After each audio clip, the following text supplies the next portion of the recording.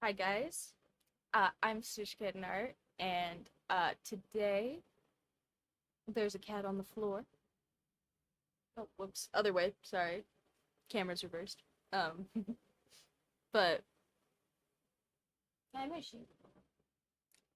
That is not our subject of today, but the subject of today is one of my adorable two kitties. Uh, and it is his birthday today, so everybody, little round of applause. It's the Missile birthday. Hooray! He's so cute. And in honor of the Missile birthday, today we are gonna draw some birthday cats because the cats are great and I want to make sure that I finish on time so that I can go hang out with him and my awesome partner's taking care of him with me. Thank you, thank you. Yeah, he is officially a year old. He's a whole year old, and unfortunately for him, his birthday is going to be marked shortly afterwards with a vet visit. Cause I'm not sure if he's having a rough intro into hairballs or some anxiety or whatever, but he's been throwing up a little bit, unfortunately. But that's okay. Today is Sunday and the vet's not open anyway, so he doesn't have to worry about it today. Today is his birthday and we're all gonna go play with some new toys that I bought at the Wally Market and yeah, it'll be great. It'll be just wonderful. Uh and give me just a second because I am sending pictures of my cat to myself so that I can use them as references. And I promise you guys will get a lovely cat cameo here in just a second of all my sweet little missile pics. He he is so big too, guys. Like when I say my cat is big, I mean he is. Yeah, cat cameo day. Those are the best. Uh, we already got the other one in the bottom of the frame at some point, so we'll get the other one here. Uh, since it's his birthday. Um, there you go. And oh, Dax and myself sending my YouTube links on my phone.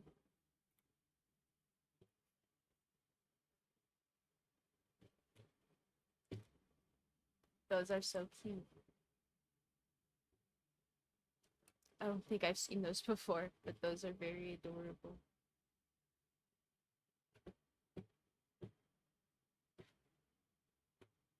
Here, let me pull this up over here.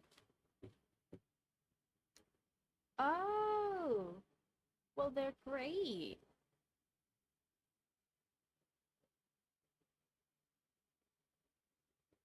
You did a really good job. Those are adorable.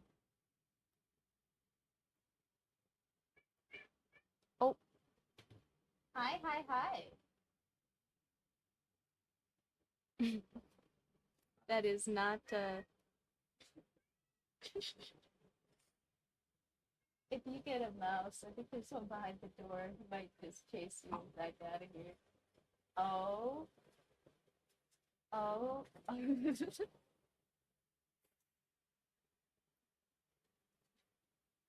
Well, in honor of spreading the queer, my girlfriend is off camera stealing my cat so that he can hi he can go play with her instead of me while I'm working because they would both really like my attention. So we gotta make sure we end on time so they can have all of the attention. She would say hi, but she really does not want to be on camera or anything, which is fair. So she will say hi from over there. We can all pretend she's saying hi.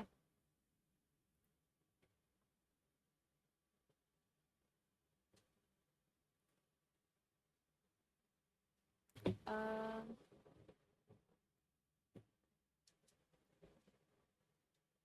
Let me pull these up over here, and then we can get the cat cameo going at the same time, because one of these references will be our cameo.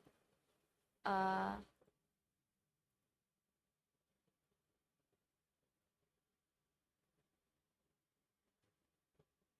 let's see.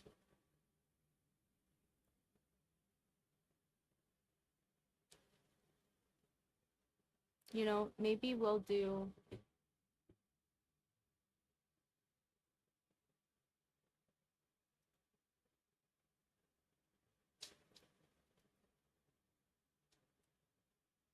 I'm trying to decide if we should have him be asleep or awake for cat cameo. You guys will. Oh, yeah, I hate that. I literally, this is not a joke. I bought a whole new set of pajamas because it is so warm, and I have these really nice warm, like classic red, like plaid pajama bottoms that uh somebody actually gave my girlfriend for Christmas, and then she just doesn't want them. So I wear them. And I love them so much. They're so cozy, but they are also stupidly warm. And pretty much, if it just gets warmer than like 70 and I wear them to bed all night, at some point I sleep heavy enough that I sweat, and that is pretty terrible. So I either just like end up wearing them into the bed and then taking them off, or like I forget and then I'm. So they're great when it's cold, but they really are not great when it is warm and or hot. So, all right, do we have any votes on whether we should have sleeping missile or awake missile for the cameo? Because if there are no votes, I will have I will have awake. Yeah. Oh, sorry, I'm chuckling because not the missile, but Mushi, my other kitten, is he keeps trying to come in and mess with my box sewing kit thing that is just like a big tote full of craft supplies in the corner. And there's like needles and crap in there, so I have very politely asked that my girlfriend make sure that they are not in here destroying things during while I'm working. But also, yeah, uh, that unfortunately does mean there is an open box with some dangerous BS that he really, really thinks he needs to get into in the corner. And I can't really close it because it's overfull. It's a little bit of a deal, unfortunately. But luckily, we have girlfriend Buff. She will just fix it for me.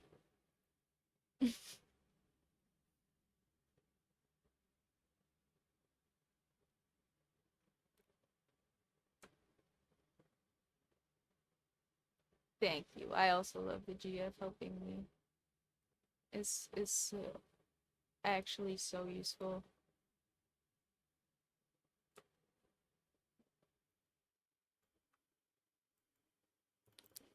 Sorry, I'm trying to crop this picture, and Streamlabs is being a little goofy about letting me pull the top down. Uh So maybe it won't get cropped. Maybe it'll just get smaller. We'll figure it out in a second.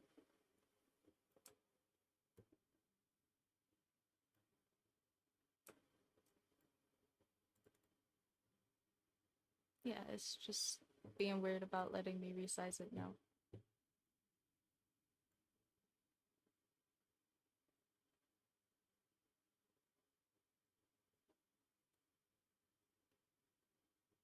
Yeah, that's cool. I am a weirdo and I have been in a very, very long-term relationship. I Me and my girlfriend are gonna have been together for like, oh gosh, like 8 years or something. Like, is it 7? Is it 7 or 8? Oh gosh, she can be upset with me about that later. I don't remember. Uh, I'll figure it out, but now is not the time for maths. Um, why is this not resizing? This is so stupid. Okay, hold on. I'm just literally gonna make a whole new window. Give me Sorry, give me a second. I don't know why the cat cameo is being so silly. Let me see.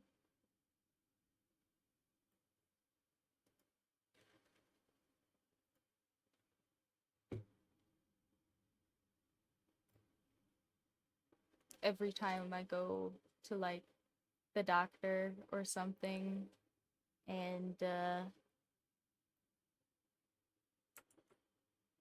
I say my girlfriend is gonna come pick me up. They're like, "Oh, how long have you guys been together?" And I go, "Oh, like half a decade." And they're like, "But you're so small. You're so young."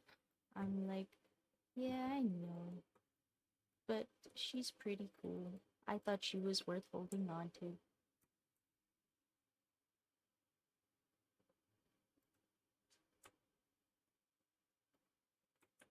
Oh my god. Okay, I literally am just gonna make a whole new source. Sorry, I don't know why this is being so dim. Yeah, it's good when you find a keeper.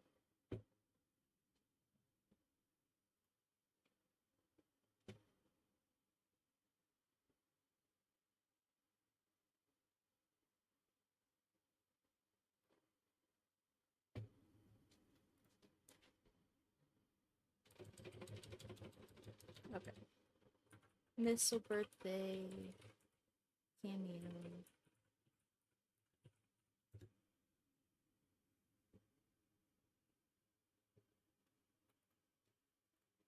Okay, adorable. Great. Now, um,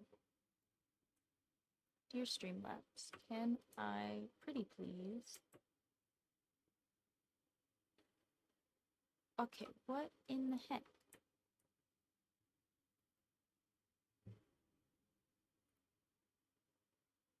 Why are you being absolutely stupid? I swear, I must have clicked a hotkey or something, guys. I do not know what is going on.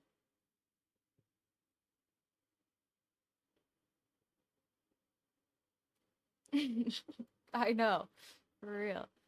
Uh, if this keeps being such an absolute pain, I can always...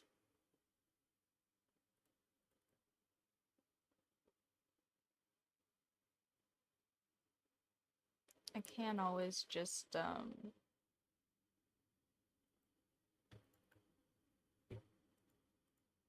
sorry, talking and doing stuff at the same time. I If this doesn't end up working, I could always just like put missile on my phone behind me or something. Uh that would be jank, but at least it would work. I don't know why this doesn't seem to want to.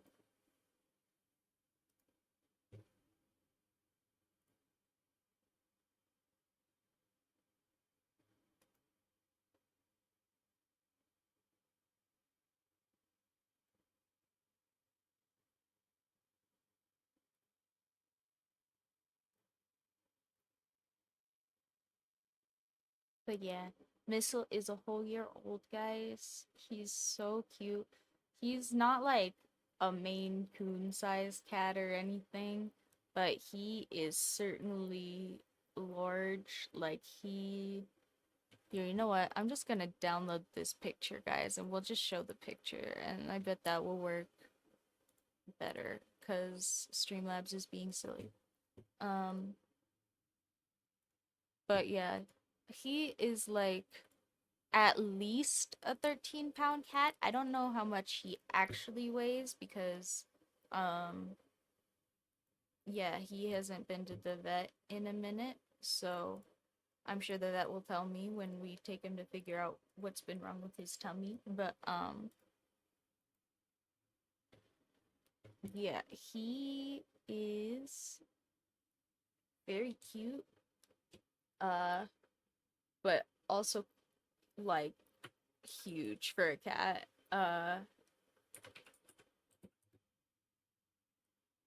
He is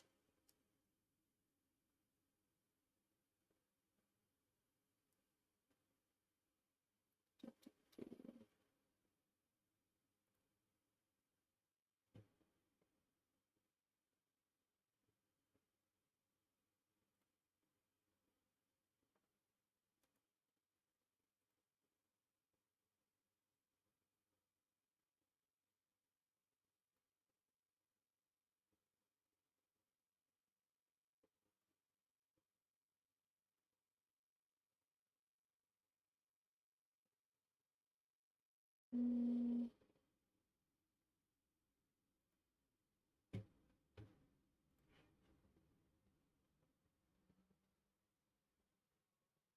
okay, and now we have missing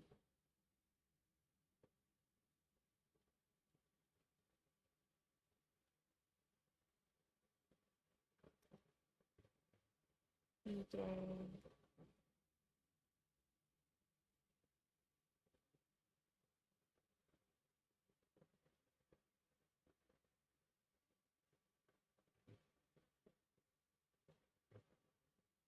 Okay, it is huge. Why is it huge? I guess because it's an image from my phone.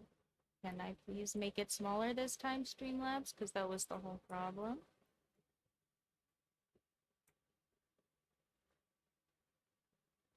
I am so sorry, guys. I touted no technical difficulties today, and I think I must have jinxed myself, like, really badly. Uh,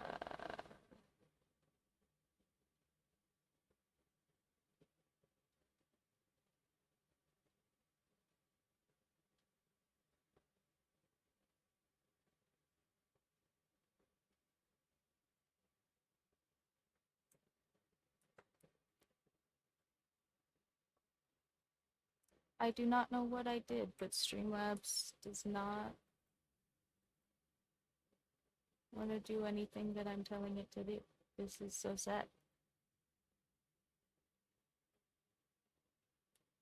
And this is actually tragic, guys. I'm so sorry. I genuinely don't know what is happening right now.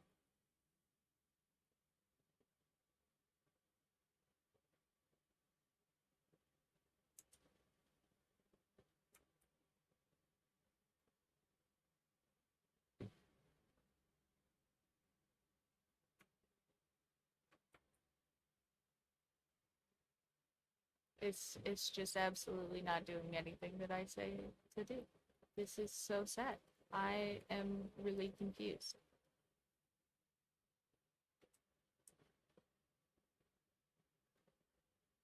I swear, I really must have hit a hotkey or something, but I don't know what it is, guys. So I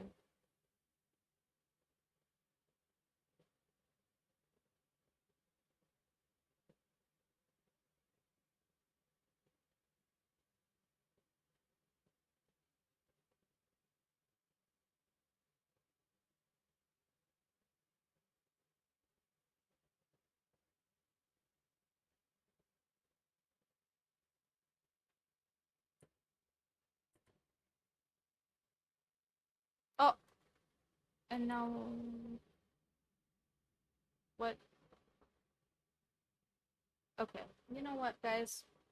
Missile is gonna get a cameo. I'm gonna put him on my phone because, uh, yeah, Streamlabs is not behaving, and I will fix that later. I don't know why that's not behaving, but at least we have this lovely pre-made scene where I don't have to worry about it. So we're gonna deal with what we got at the moment. Sorry about that, but we can all still see Missile because I will put him up on my phone. Nobody has to miss out.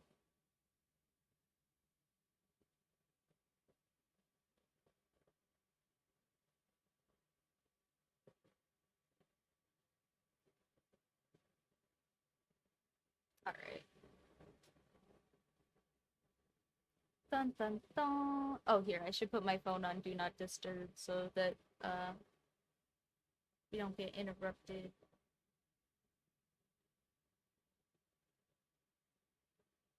I probably should remember to do that anyway, so you guys don't have to hear my phone go off, but I forget, so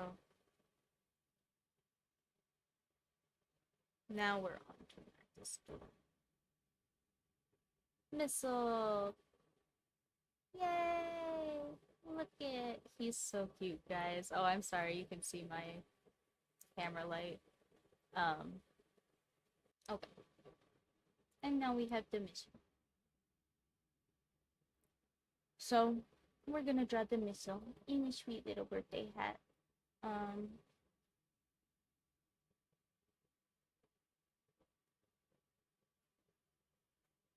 for his birthday, and then I think probably I will end up making these guys into some little stickers. I think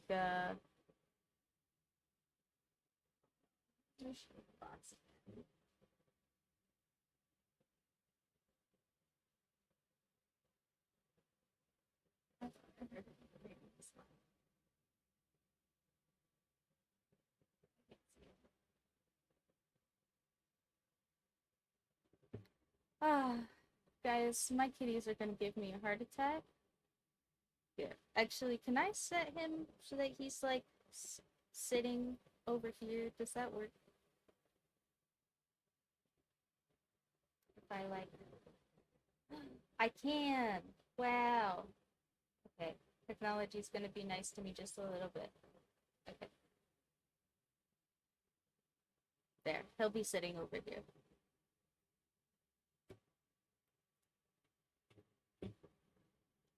Uh,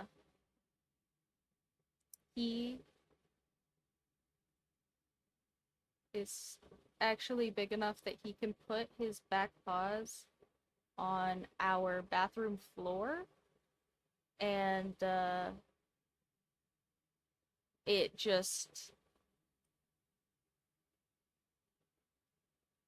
it's just not even hard for him to like look at himself in our mirror. He just kind of can. Uh and I'm sure that makes him at least 3 feet tall. Like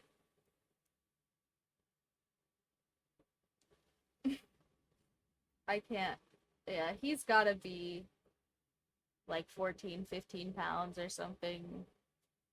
And I mean, he looks small, but also like that's like a Kleenex box in the background and a whole trash can. I mean, an office size trash can, but still, like, he's a large cat. Oh, a vent. You can see the heating vent in the background. Yeah, he's he's a big kitty.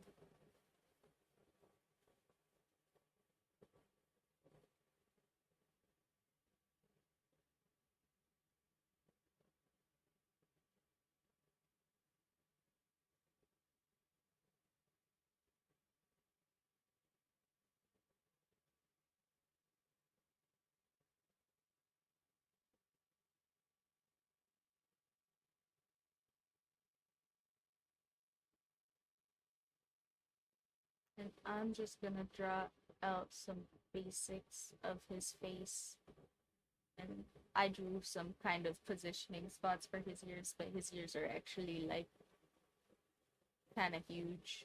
Also, like he's got real big kitty ears, so I will have to draw them bigger than that. Uh, he's got kind of like the satellite head going on, you know. He tunes them.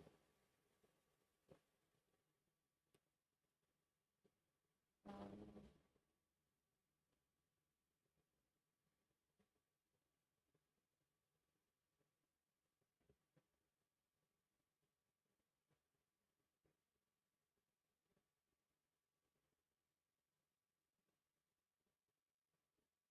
and this is actually such a good picture of him because he is doing the wide-eyed stare without doing like the big bubble eyes because he's a little bit of an anxiety kitty. He usually has some really big eyes going on. Uh, but this is such a good picture of him. He's so cute.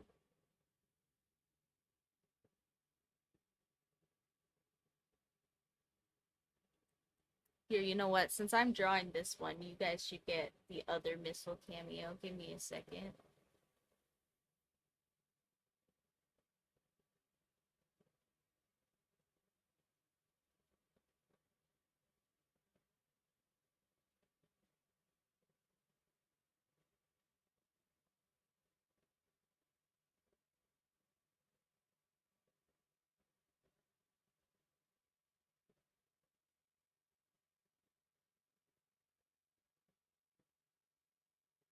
Look at him. Look at him. He's so cute. Those are the legs of my chair, by the way, in case uh you were doubting me on how huge he is. He is uh a massive cat. But adorable massive cat.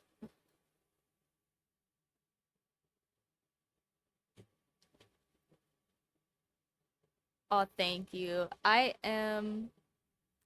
think really they drawing traditionally and drawing digitally are just completely different skills, realistically. I would love for my traditional art skills to just transfer really nicely to digital art, but they don't. And I think that the opposite is true, uh, because I'm literally using an eraser right now, which digitally sounds like it shouldn't be weird, but it totally is not analog to traditional erasing even a little bit. Like if you think about traditional erasing, like it only works with some tools and you have to do it like in time basically, right? Like you have to do it with the amount of work that you have done with said tool, um which with the digital art, right, you can just move and manipulate things and take whatever you want out. It's much more free form and there's a lot less prep work and a lot more adjusting as you go along. Um, and I think that with traditional art, all right, nobody should starve. Nobody needs to starve for Missile birthday. Everybody should be well fed, including Missile, which is why we're gonna make sure that we're done on time. Um, but yeah, shoot, what was I saying? Oh, right. Um,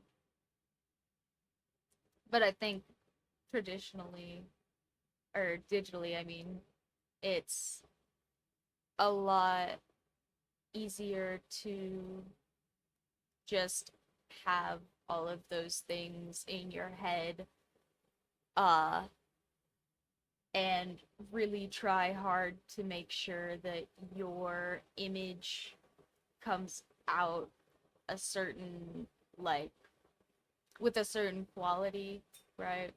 As opposed to traditionally, a lot of the time, people will talk about like getting the art supplies to work for them, or like, oh, they're just drinking some water. I think it's fine. Oh, let me see. Let me see. Stop it. Come on. Come on, quick.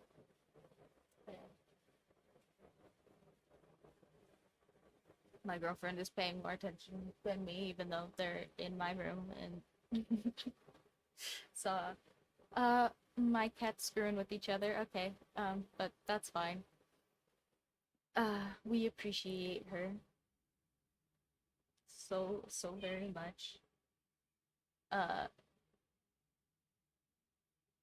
but yeah, I think they just do really involve very different small skills, which means that when you try to incorporate them like they're the same, you end up with a lot of like basics that people have very different skill levels of. Like, one of the things that's really super important in digital art that I just was not that well versed in is color theory. Like, I don't know if you guys can tell by all of my everything, but I usually really like colors. I'm not wearing any because they're expensive, but I like them, and they're kind of all over my artwork in very saturated values. And with traditional art supplies, right, a lot of the time, if you're using like set art colors, you don't have to worry about color theory quite as much because, and I'm not saying at all, I'm not saying that plenty of my drawings don't still come out looking like child's things once I color them because I don't know color theory. But I am saying that a lot of the time, if you buy traditional art supplies like at a store, or that have been like curated by a brand, like if you buy a box of Crayola markers, etc., those kinds of like pre-prepared art supplies typically have some palette that has been built into them, right? Like, if I get a box of Crayola markers, those markers have been divided into some nice saturation values and some nice hues, and presumably some computer and a marketing team got together and generated such and such amount of markers that are going to fit in the box and go across these range of values, right? And so if you use supplies that are curated to work together by themselves, it makes sense that the stuff that comes out of that would feel more curated, right? So a lot of the time with traditional art supplies, you don't have to worry as much about having a really tight grasp on color theory just because some of the work uh is done for you. Oh, that would be great. I mean, I have all sorts of socials. I think somebody didn't do fan art, but they did tag me in some color video they did. Uh, that was super cool. I do try to look at any of that stuff if you guys post it somewhere and you do the little at whatever so that I see it for sure. I I do really I would love that. I think that's so cute. Um I have I don't know how I would show it to you guys with Streamlabs being a pain in my butt, but I do have above my wall right now some fan art that uh a person I know in real life did for me. That I think was super great. And I mean, they themselves would not consider themselves an artist even, but I think it's super great. And uh yeah, I mean, I'm looking at it while I say so. Well, I appreciate that. Unfortunately, I kind of have an aversion to the new X. I don't like being on there.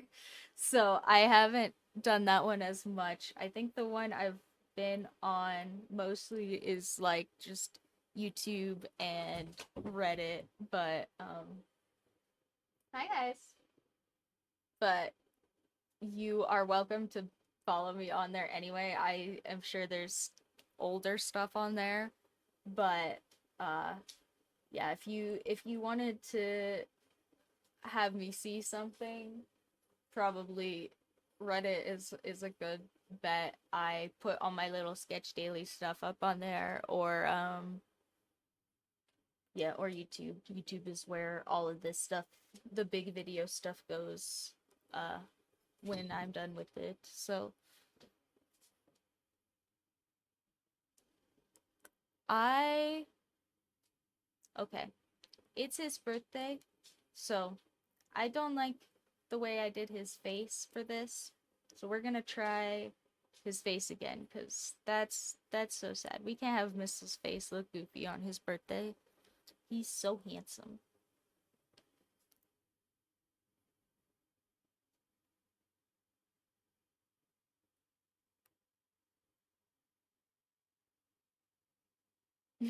Oh, I was just saying, typically, uh, Reddit and YouTube are best bets for.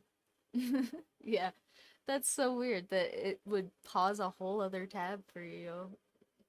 TikTok does some goofy stuff with their UI, especially on the browser. Oh, my phone turned off. You guys are staring at my ceiling. Not my kitty.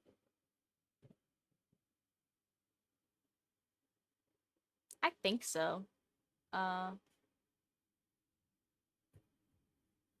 I think it just goes through whatever auto mod system is set up on there.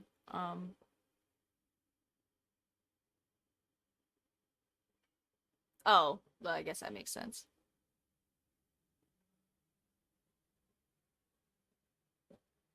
But yeah, no, I think if you guys have like some cool fan art, or like you want to get me for weird projects or something, I don't know. Uh I I am usually most available, I think, on Reddit. Uh and there is just like random sketch stuff up there. I admittedly am a day behind right now, so there isn't a new sketch from yesterday, but there is, I think, like a week in advance of the sketch dailies up there, because I do those a week behind, so that if I'm off a day or something, I can still do that.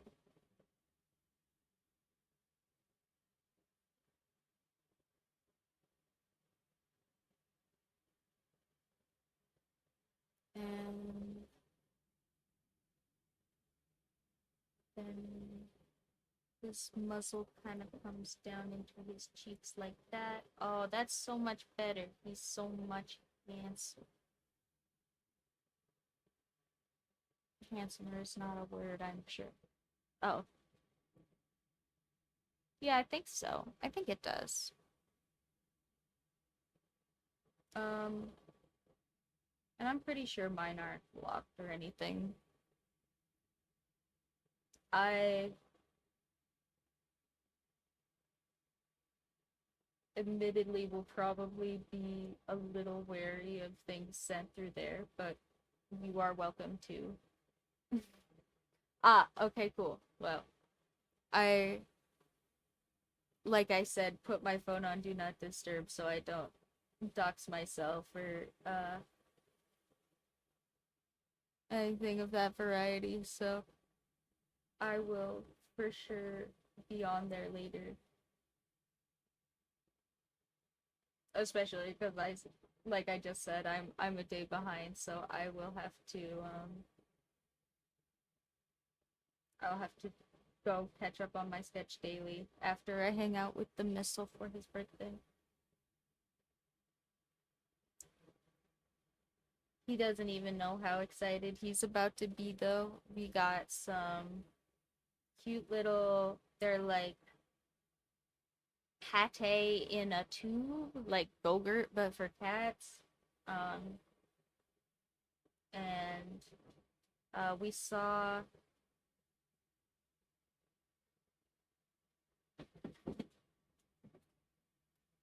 oh, I don't care. I think I gave my little astronaut boy blue eyes. Uh, Mine are brown. I know they kind of just look black in the camera, but they are actually brown.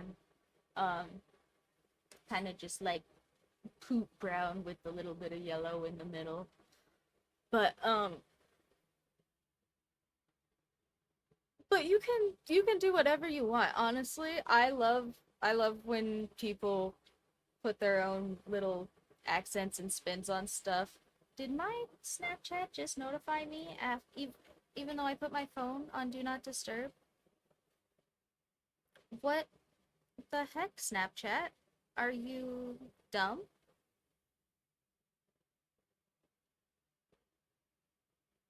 Okay, great. Thanks, Snapchat. Well, I guess you guys can see um Snapchat names. I guess maybe I'll just like scoot my phone. That's so stupid. Snapchat, fix your shit.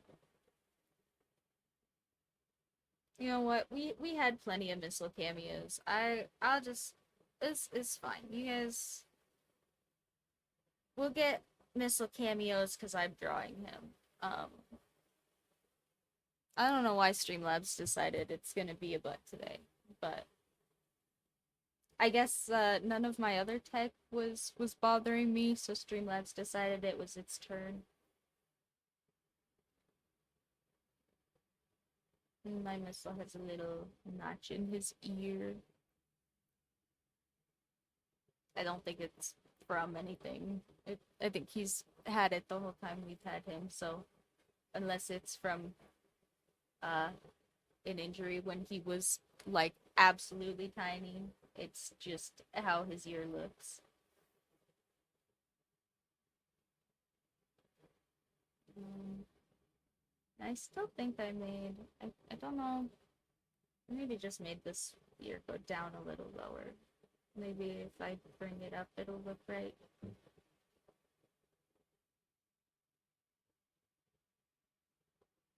Yeah, okay, I think that looks alright.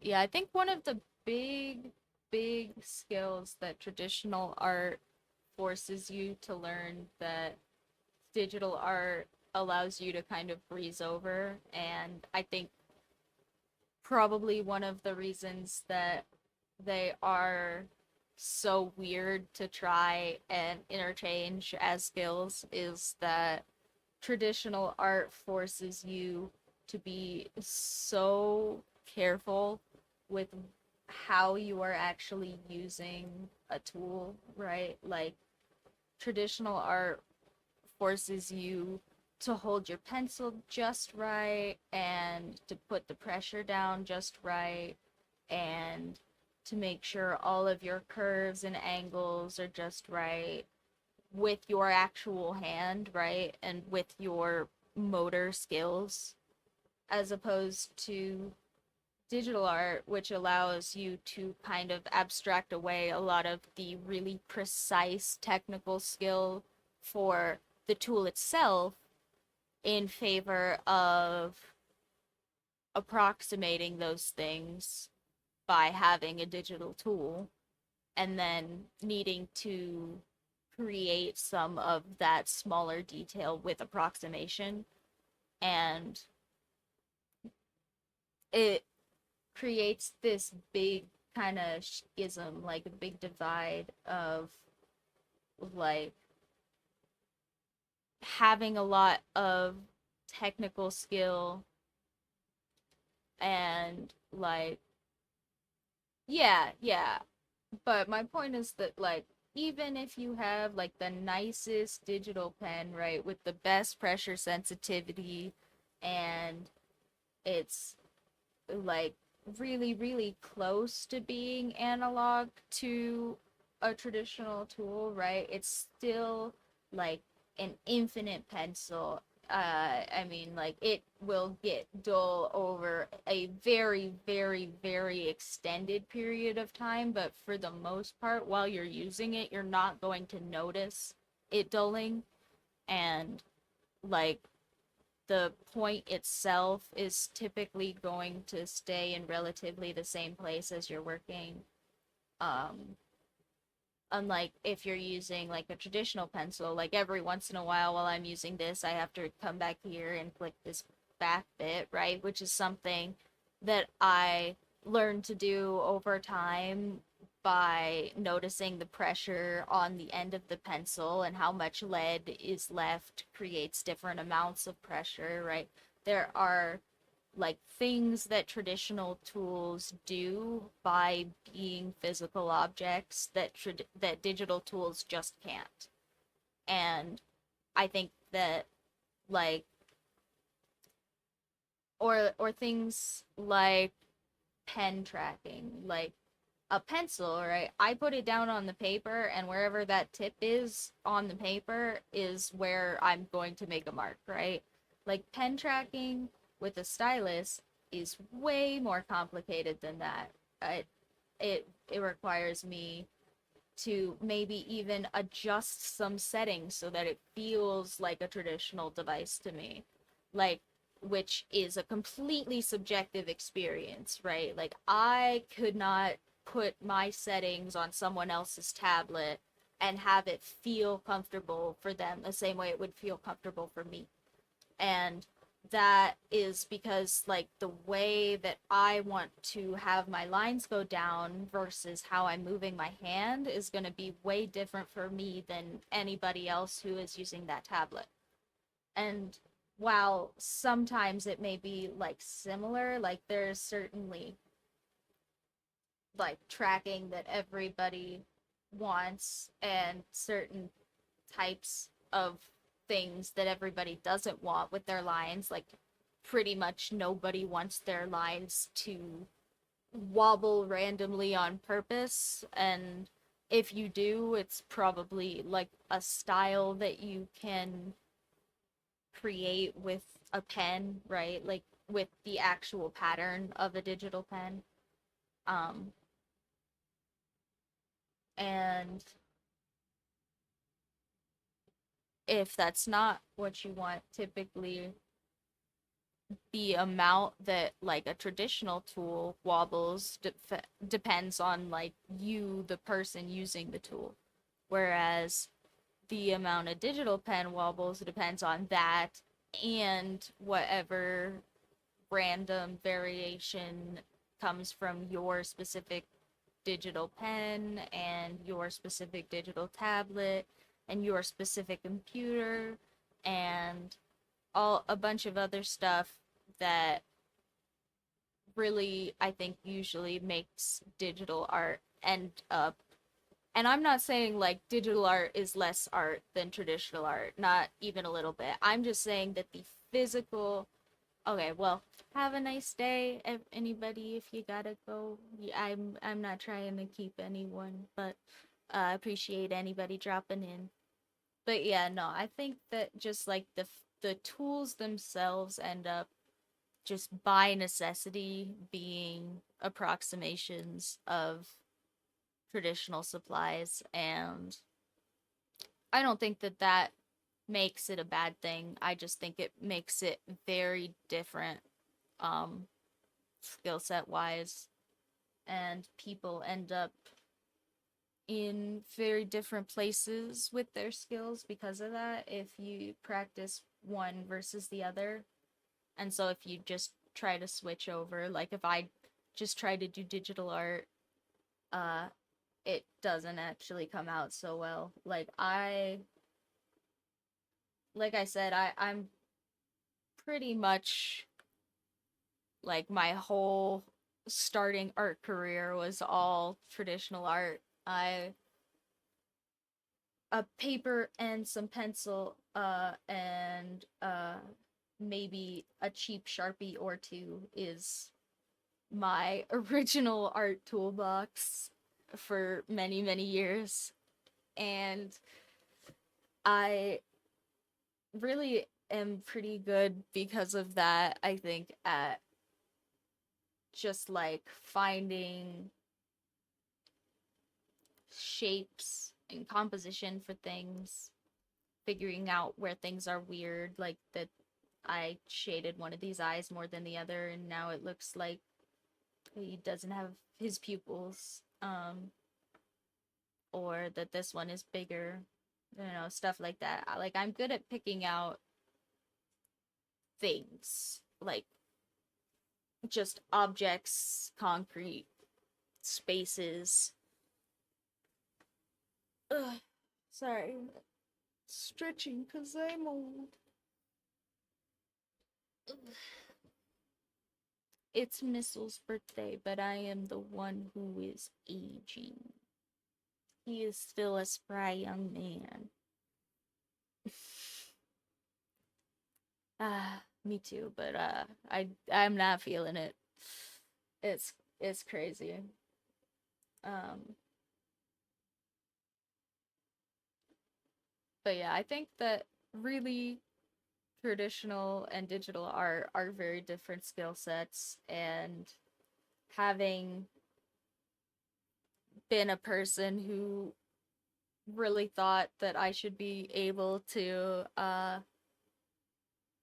just take all of my traditional art skills and make them digital skills.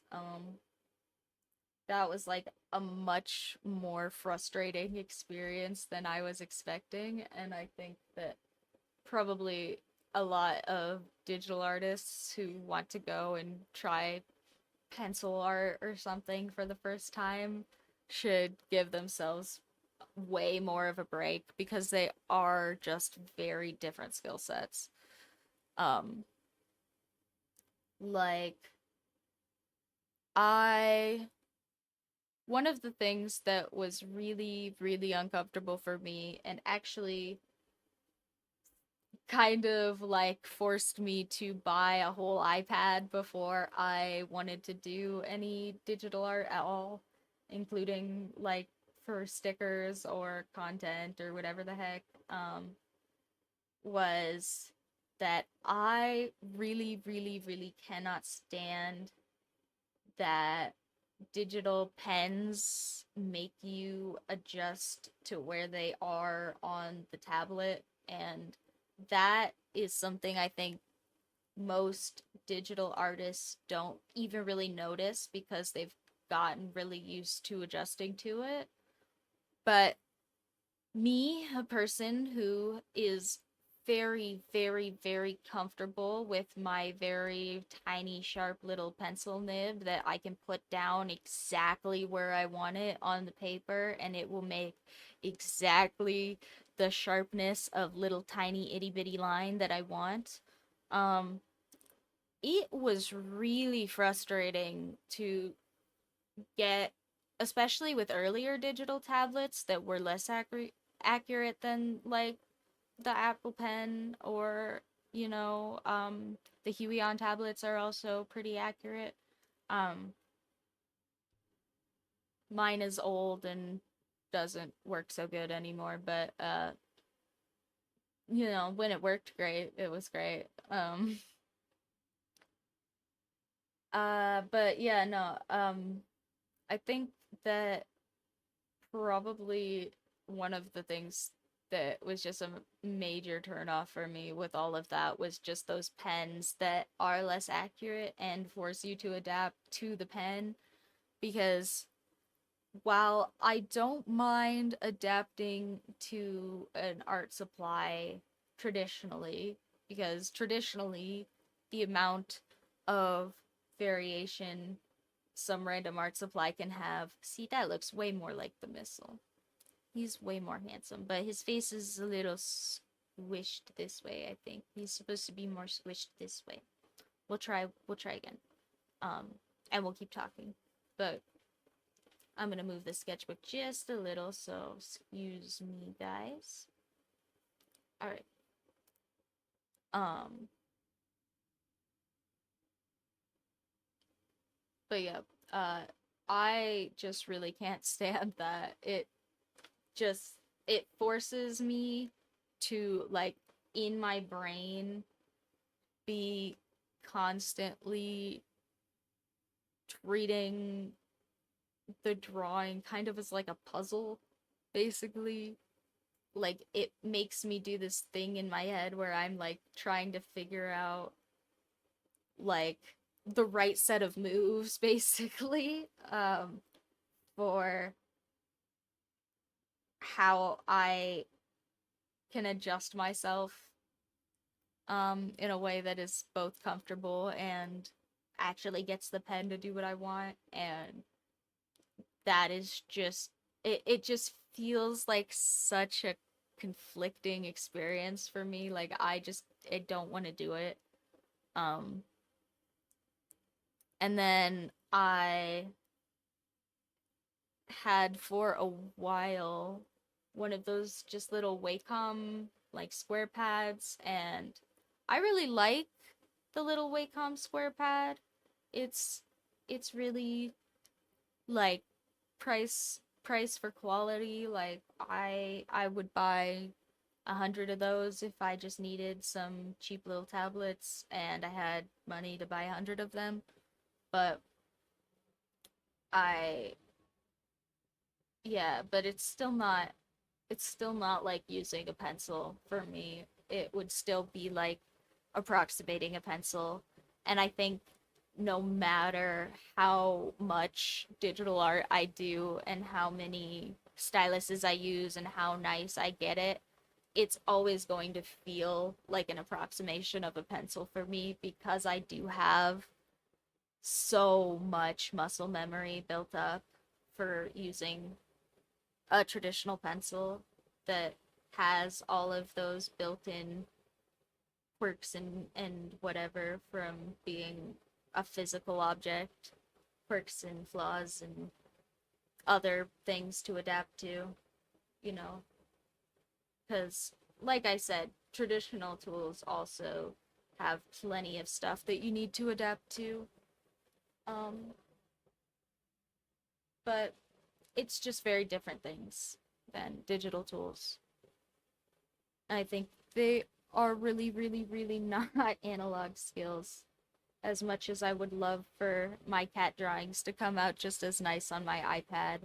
They definitely don't. I think probably the most comfortable thing I have figured out um, for that on my iPad is just to do the sketch work on paper anyway, and then to go over with my line work and stuff on the iPad. Um, but that still is, it doesn't look as nice as if I had done it by hand. I don't think. I think probably I have enough muscle memory built up by hand that most things I do are going to look better on actual traditional paper than digitally. Um, just because that's where my skill set is. Uh, and I would really like to build more digital skill set. I have been working on that a little bit.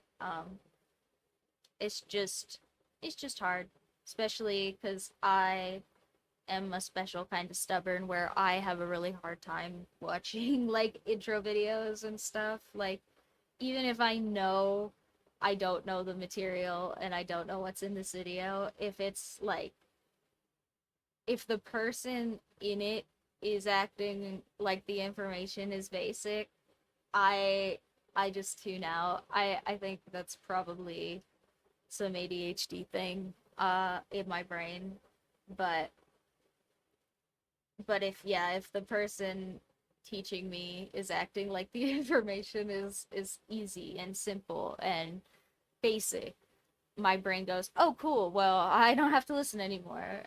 So just keep talking. It's fine." And then I don't know what's going on. So I think probably I could still improve my digital art quality quite a bit, but it would take enough effort that I don't really want to put in, that it's probably not going to happen anytime soon. And especially not today, because it's Mrs. birthday. Dun dun dun.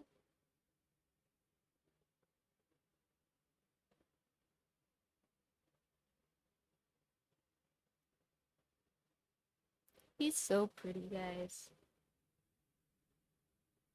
Here. Maybe we'll sit we'll sit on our knees, and stretch a little bit, and see if we can get Streamlabs to put the missile cameo in or not.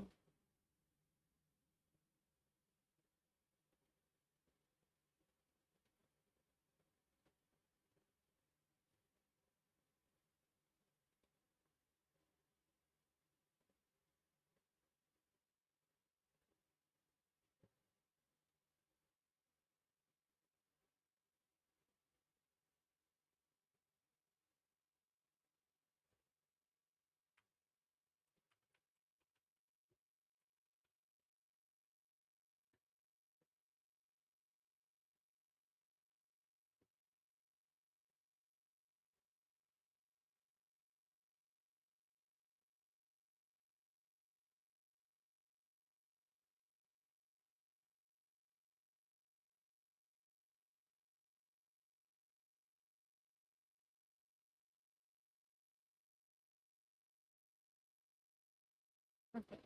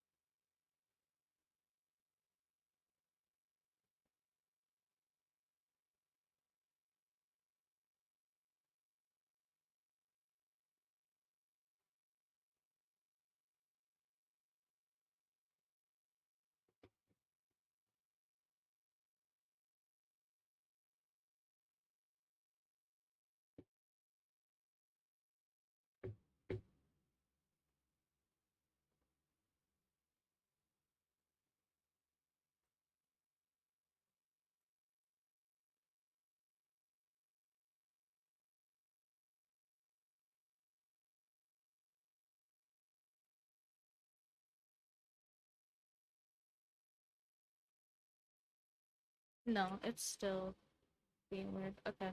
I don't know why it's doing that, but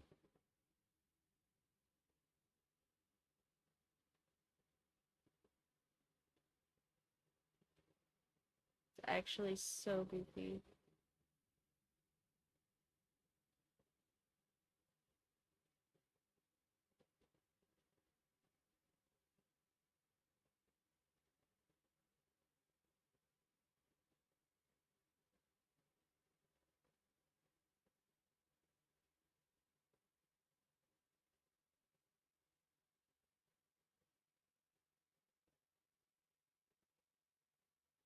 What if I did this? What if I force it to listen to me? Is that gonna work even?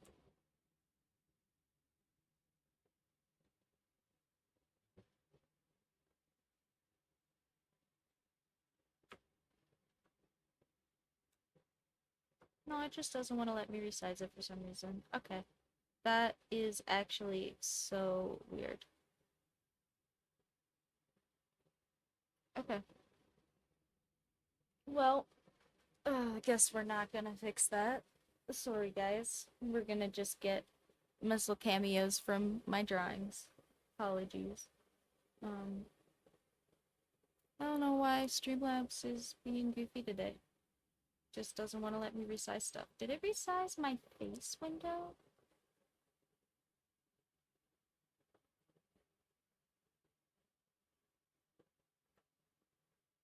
I feel like that was smaller. Am I crazy? Okay, well, it's not gonna let me resize it anyway, so I don't know. I guess it doesn't matter if it did or not, but that is weird.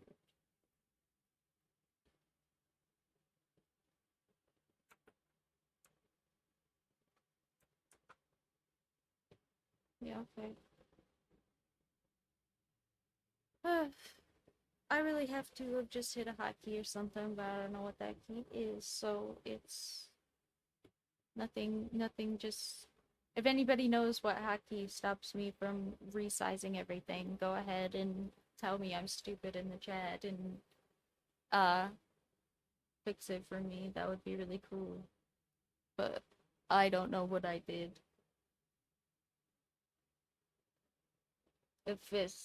If somebody is dying for another missile cameo that just stays on the screen, you can let me know and I'll look it up, I'll fix it.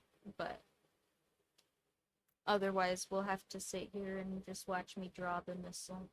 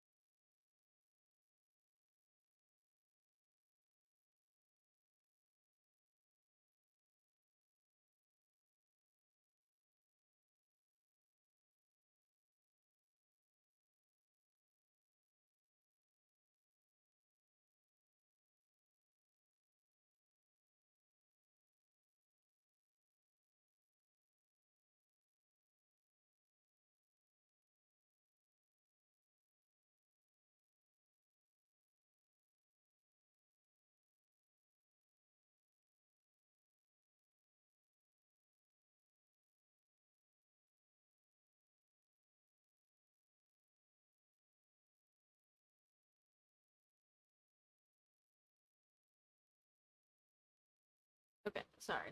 I I got distracted. I thought maybe I could fix it doing something else, but I can't. I don't know why it's being so dumb. It really has to be something, huh? That's so crazy. Streamlabs just decides not to work. Well, at least it's sunny out. Yesterday, I had the power go out so long at my house, guys. I convinced people to play board games by candlelight. That's not even a joke. I know it sounds like a joke, but it's not.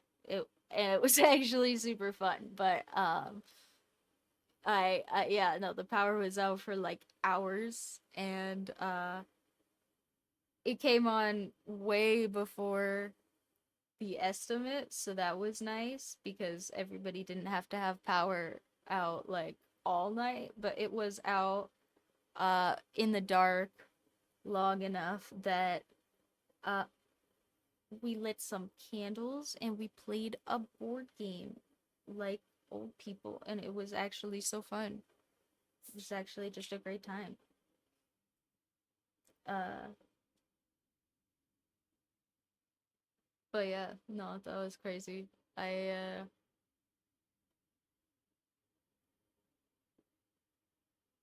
was not expecting to add candlelight board games to my roster of week activities for the week, but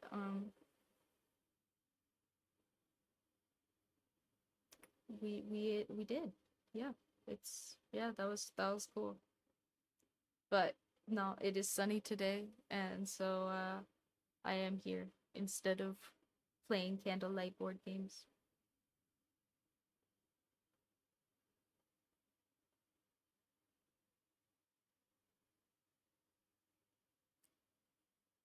Actually, if that had happened 2 days in a row, I don't know if I could have convinced people to play board games 2 days in a row, so that's fine.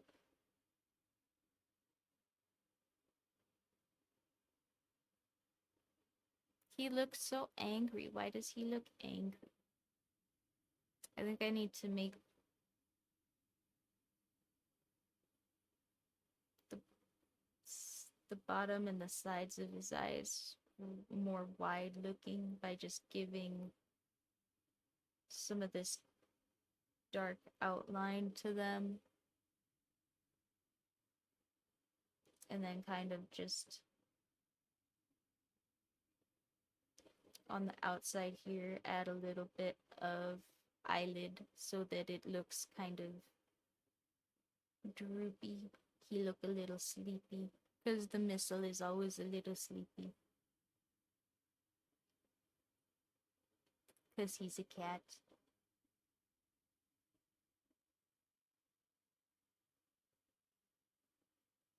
If he's not staring at a mouse right this second or about to go eat something, he's a little sleepy. Nap is always an option.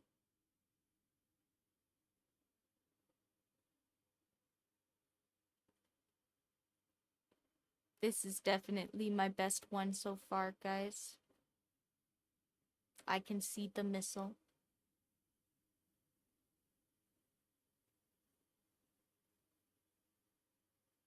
His cheeks are not quite that wide though. His mouth is just kind of long. It's more like this. Yeah.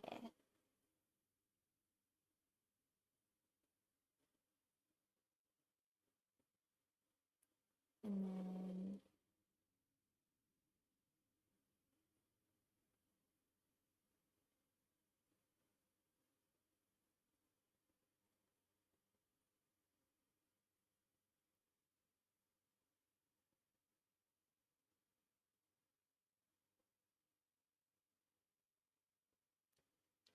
give him some big old whiskers.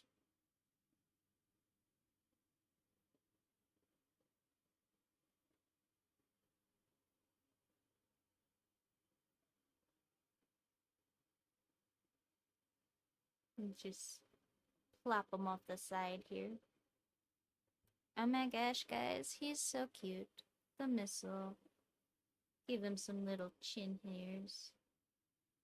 He's got some little chinny chin hairs.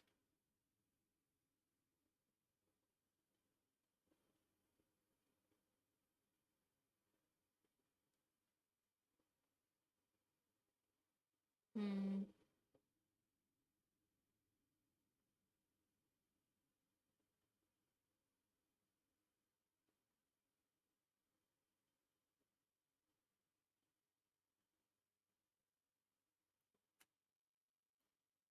He's got this like really lovely gradient in the inside of his ears where like this this little sliver right up against the edge of his ear is pink, and then as you get like closer to his head it fades into the gray that is his fur, but it does it like really gradually and in like a really nice way that I don't think I'm gonna be able to replicate nicely. So I'm just gonna do the edges of his ears a little bit and kind of leave the gradient alone for the most part. I'll just shade the inside a little. So that will be the one place where the real missile is way more magnificent than my drawing, because I am not a camera, and that is gonna be really hard to do with my pencil, and I'm gonna skip it. Sorry, Bubby.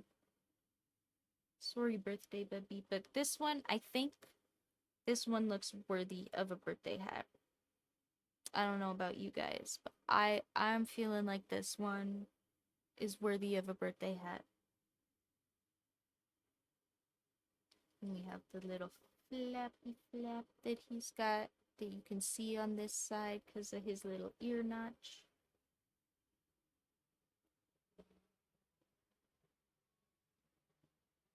And put some little furs. Okay, guys. Nobody said otherwise.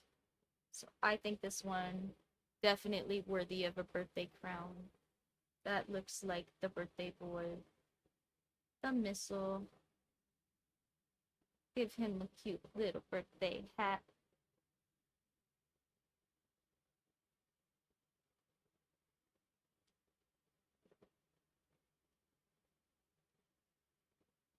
Gotta have some stripes on it.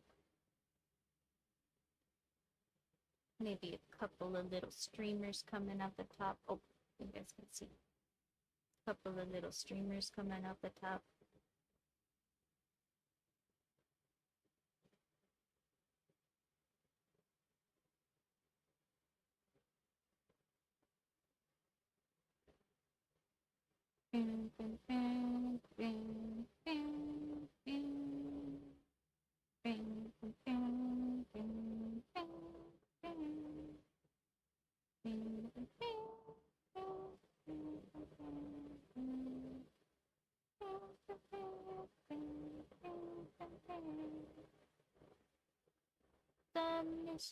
The missile birthday. Happy birthday, puppy.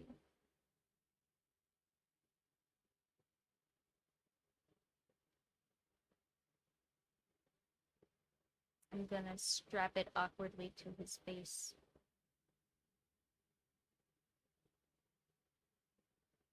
I promise I won't in real life. I have no awkward birthday costumes for my cat. He would hate them.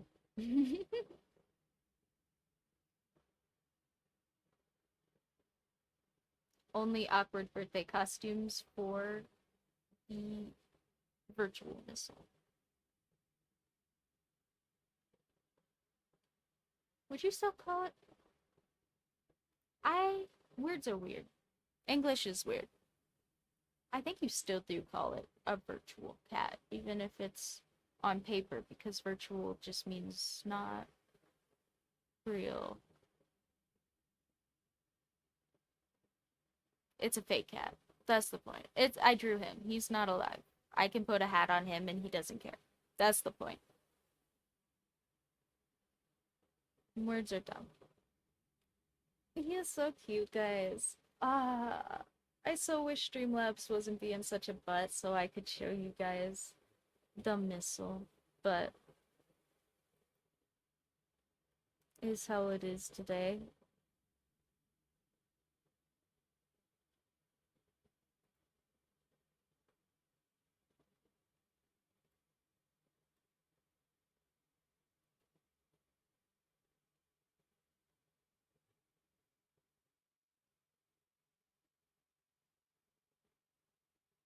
He's so cute.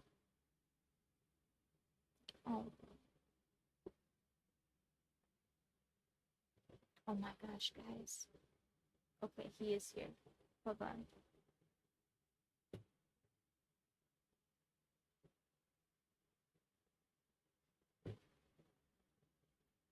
Okay.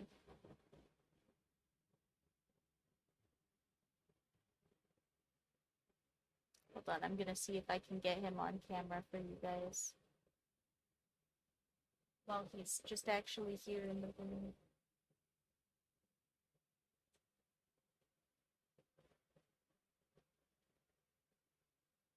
Can I see him?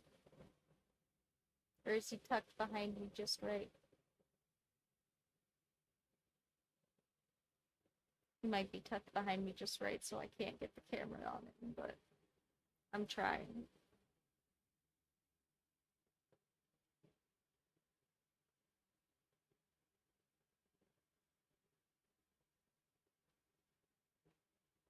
No. I don't know if I can do it, guys.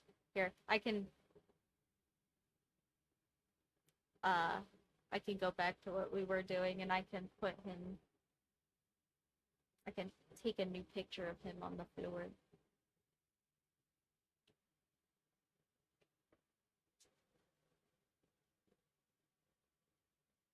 Here, sorry, now I'm moving the camera back because I messed it all up. Trying to show off my kitty on the floor. He's so cute, guys. I know that I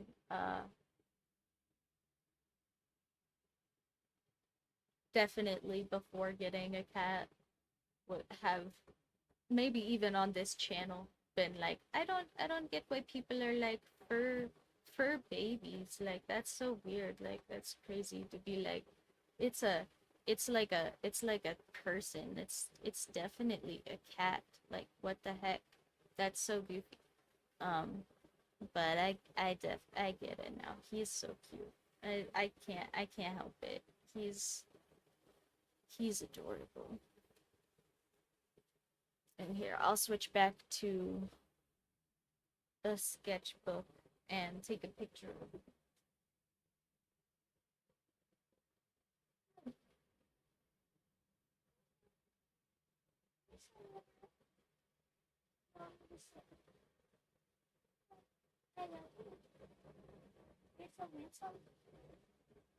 Okay.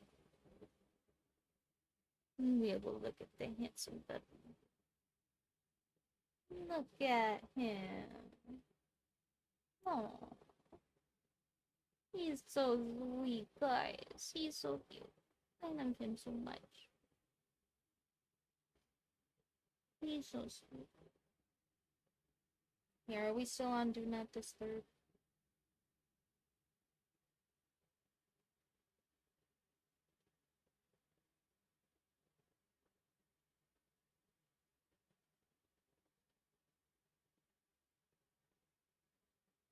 Yeah. Okay.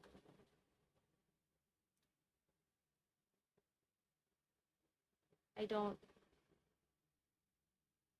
I don't know how I make Snapchat not dumb. So if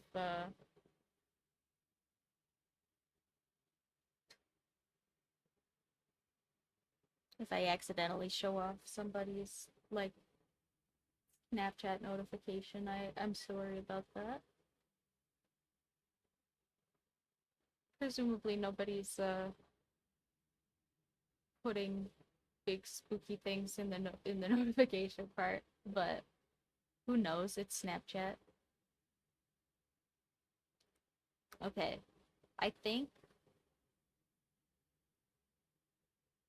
I was gonna draw this other photo that I have up. Oh, guys, Lucian, this one's just napping. Maybe you could let him nap. Hi. Maybe you want to go play with mom.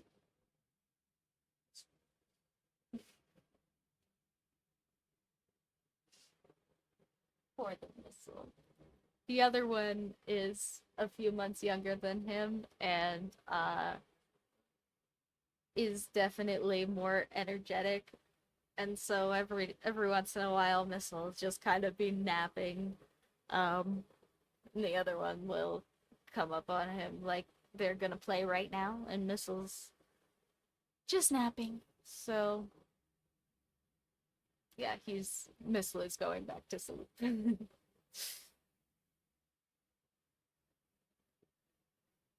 Families. Okay, well, I was gonna say I was gonna do one of these other uh pictures that I had up over here, but I think instead I'm gonna do that one I just took because it's so cute, guys. Missile is adorable. I love him so much. So we're gonna draw him doing a big old loaf looking away from us, and then we'll see if we can get it good enough in our last hour and a half or so here. The I can put a birthday hat on. Oh, my girlfriend was trying to distract the younger one, and Missile ran off to play with the toys instead. So, you know what? That works too. This is a very odd angle of the Babito because he is like very scrunched, and we're looking at him from the top.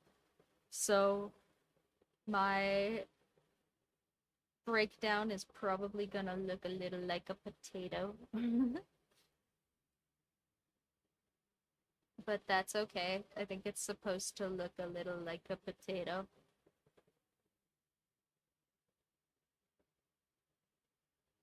And then he's got his big hind legs just kind of squat there at the bottom. And he's got some sweet little missile ears poking out up here.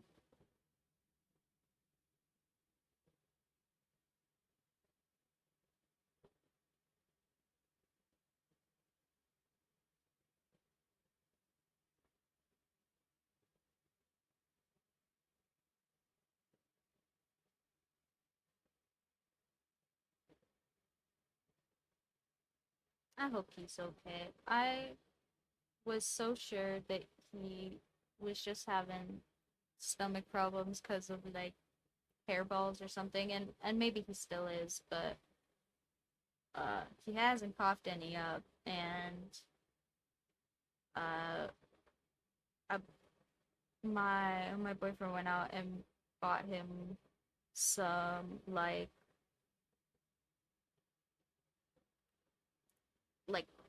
digestive. I think they're kind of like laxatives, but for cats, they're just like digestive treats that are supposed to help him expel hairballs, is what they say. Um, and so, uh, I totally thought those were working because he stopped choking and dry heaving like he was gonna puke and or puking. Um, sorry, I know that's a little icky. But poor baby was doing some more of that today and a little yesterday that wasn't real, but we will have to call the vet and see what's up. Now, hopefully, nothing is up, and hopefully, he just having some anxiety or something. Which, I mean, I'm not hoping that he has anxiety. I know he's a little bit of a spooky baby, and I already kind of do try to help him on that front a little. So that would be at least something I was expecting. Um, or the hairball thing.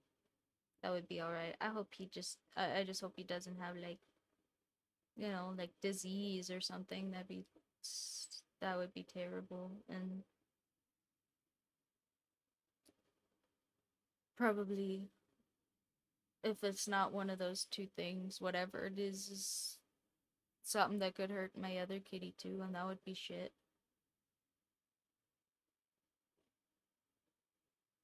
Anyway, fingers crossed. Knock on wood, all that. Okay, this looks like Yoda. This does not look like my kitty. I think I made his limbs too skinny and I still gave him his like big fat worm body so he looks like a centipede or something. This one is not getting a birthday crown. Uh or a birthday hat. That that looks like a bug that I stepped on. That's not great. Okay. Um we are gonna try again. So I think the part where that really fell was this section with the arms, so I'm gonna try and redraw that. Uh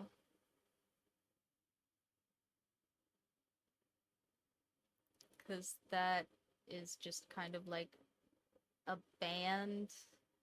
But then I did like some little skimpy twiggy things. His arms actually come like all the way down past this band and then crumple like in on themselves.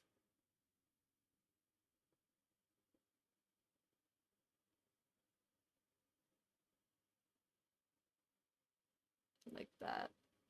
And even that I think is too skinny because Missile is a wide boy. He's not even fat. Like, I know he looks a little fat in the photo where he's all loafed up, but I mean, all cats look a little fat when they're all loafed up. Um, but he's really not. Like, if you get one of those, like, obesity charts or whatever, like, his ribs are all, you can see all of his bone structure when he's all stretched out, and, uh, all of his muscles and everything are all easily palpable. Like you can touch him and all of his stuff is there. He's definitely not obese at the very least. Um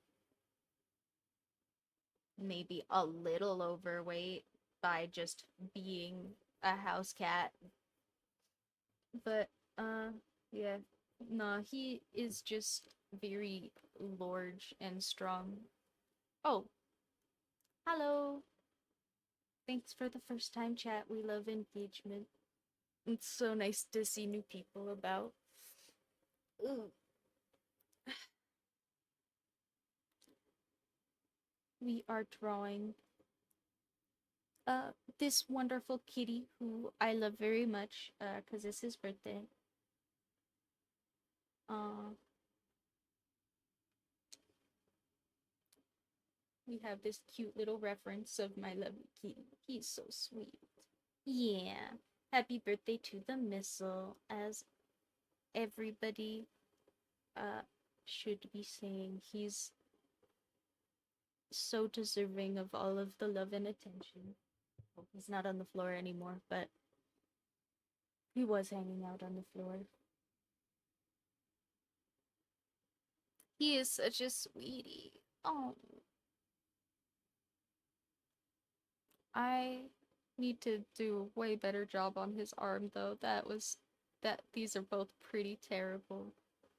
Oh, thank you, thank you. Thank you guys. He He doesn't even know how much he appreciates it, but I promise you he does. All the happy birthday engagement uh goes towards me buying him really cool birthday presents. So he appreciates all of it, I promise.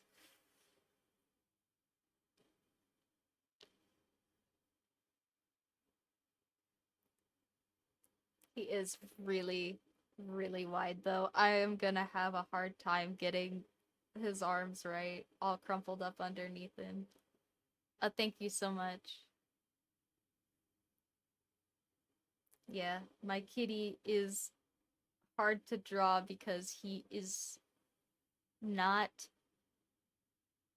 not like he's really not overweight, but he's just very uh just like thick. Like he's just wide, he's strong. Uh Originally I'm from like the northern US. And right now I am living very, very much in the South. So, and then also, my dad is Brazilian, so I probably have a little bit of leftover Portuguese in my accent. So it's kind of from all over the place. I'm sure it sounds a little bit uh centralized.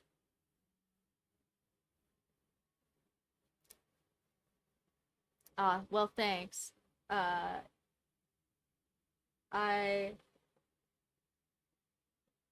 am trying to take that as a compliment because a small me adjusted how they spoke many, many, many, many different times because I did move a lot and talked kind of goofy.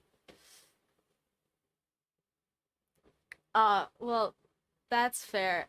Honestly, I I feel like probably TV American accents are like really terrible to learn from for the most part because they are always doing some goofy voice. Uh Even just like people doing interviews and stuff, usually they're doing some weird pronunciation stuff while they talk. So, uh I'm sure it's hard to like hear people talking in from the US if you're not actually living in the US. Yeah, cats are super hard to draw, not just because their fur blends together, but because like the way that their muscular structure works is a lot more like a reptile than a mammal, right? Like a lot of their muscles and skeletal structure kind of combines to like make them very collapsible basically. Uh and so is that outside room? Okay, yeah. uh they're running around still. But yeah, it makes them very collapsible, so it makes it really hard to tell where is like a fold in just like their stomach or something, or their paunch, or like their neck, or where is them actually like turning or tipping, or where they've actually moved like a joint because they're just so articulate, right? Like all of their joints and muscles and stuff just rotate so differently than lots of mammals. It's yeah, it's just a little bit weird to figure out where they're actually even moving. So, even without the fur, like my missile fur baby is fluffy, but he is not fluffy enough for the fur to be the issue drawing him.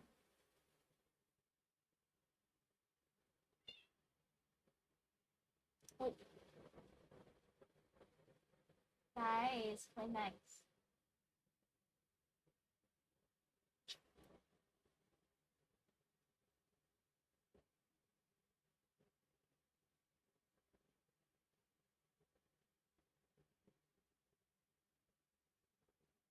And I think that is a much better job on that left arm. Let's see if I can do the right one okay. He looks less Yoda-y. Less like a T-Rex. Okay, that came out way better.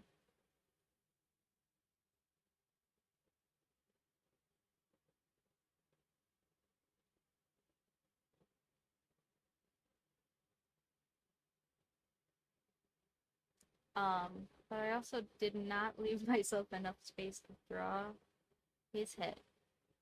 So we're gonna do one more slightly smaller right here, and uh I'm gonna see if it can be good enough for a birthday hat. We'll see, we'll see. If not, we'll turn the page and we'll try again. Because we've still got plenty of time. We can definitely make this one good enough for a birthday hat. I hope. Okay, so I want the loaf of him to kind of fit in here so that I can have the head be kind of here. So the loaf of him has to kind of be in that. Okay. And I'm going to scoot the notebook just a little bit again, guys, so excuse me while it's moving. Okay, it's not moving.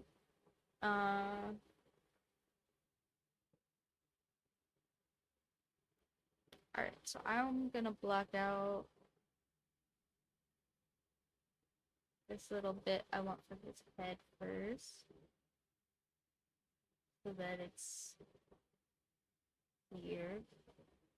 Oh, hi, Missile.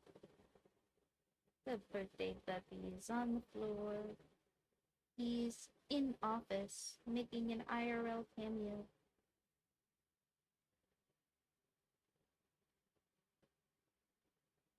If my camera cord was longer, I would show him off. Here, I can take another picture.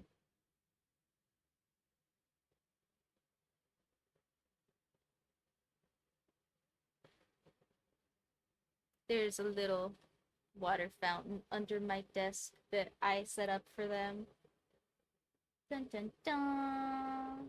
He's so cute! Yeah, he is. He's so sweet. Look at this, guys. I mean, I'm using my phone for the references, but he is here and I'm taking pictures of him while he walks by. Yeah, he's so cute.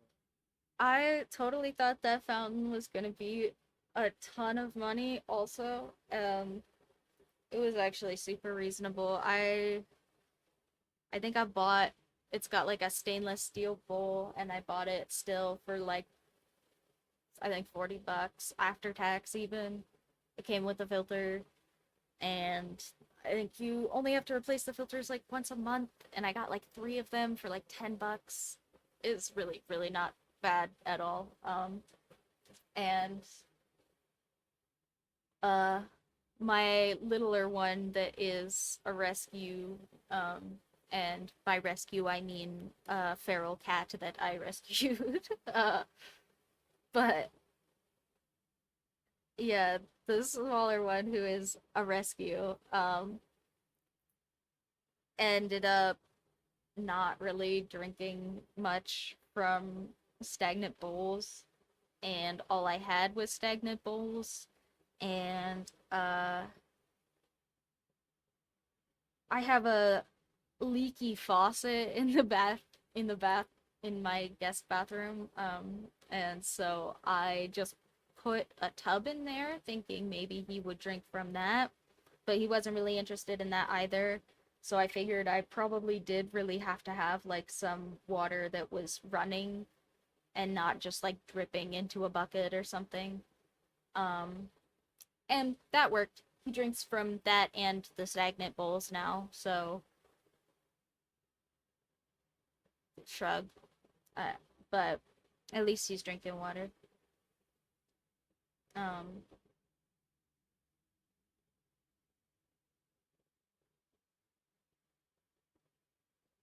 but yeah, no, it's actually so funny. The like Mushi not is the younger one, and he's the one that I've rescued, and he is so much more picky than Missile about actually everything. It's kind of hilarious.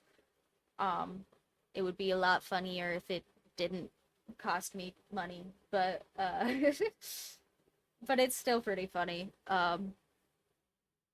He just anything that I get for him has to be a big decision process, and if he decides that he doesn't like it, he is going to be real obvious about it. Like, he didn't like, he liked, um, the clay litter that we had in the litter box originally, but with two cats that are quite large, a lot of that ended up in my floor, and I was like, well, can I get something that's better for that? And this looks like a goat. I'm giving up on this. This is a terrible pose to draw, and we're gonna draw Missile at the fountain. I'm gonna flip the page. Okay, sorry, motion sickness warning. Dun dun dun dun dun. Motion sickness warning. Dun dun dun dun dun. Okay, cool. We're good, I think. I think we're good. Alright, yeah, that's a terrible pose. But no, he just cried and cried about like three different types of litter. Everyone was properly warned. Everyone was properly warned about the movement. I promise. I said dun dun dun dun dun and moving and all of that. We're good. The If you didn't read the fine print, it is now on you. I don't have to resign for that one. I have to resign for all the other ones. So don't worry about it. It's fine either way. Um yeah, but he was picky about the litter, and then they got big enough that he got picky about the box too. Um and so there are now two rather large litter boxes in my house. Um, cause yeah, they're big cats. Um, and now I have had to change the food again, because I oh, and like I said, he was the reason I bought the fountain. Yeah, I just think it's so funny that it's the one that I rescued literally from outside that is a snob, and not the one that has been comfortably living in my house for like most of his life. Um, but yeah, the one that has been living outside also has decided that the wet food that I buy is not good, and he's not gonna eat it. And he wasn't gonna tell me about that one. Uh, I found out that because of uh the treats that I've been giving them for hairballs, which I've also been giving the younger one some, because it doesn't say that I can't, and it doesn't say that I shouldn't or anything like that. It's got 4 kitten recommendations also.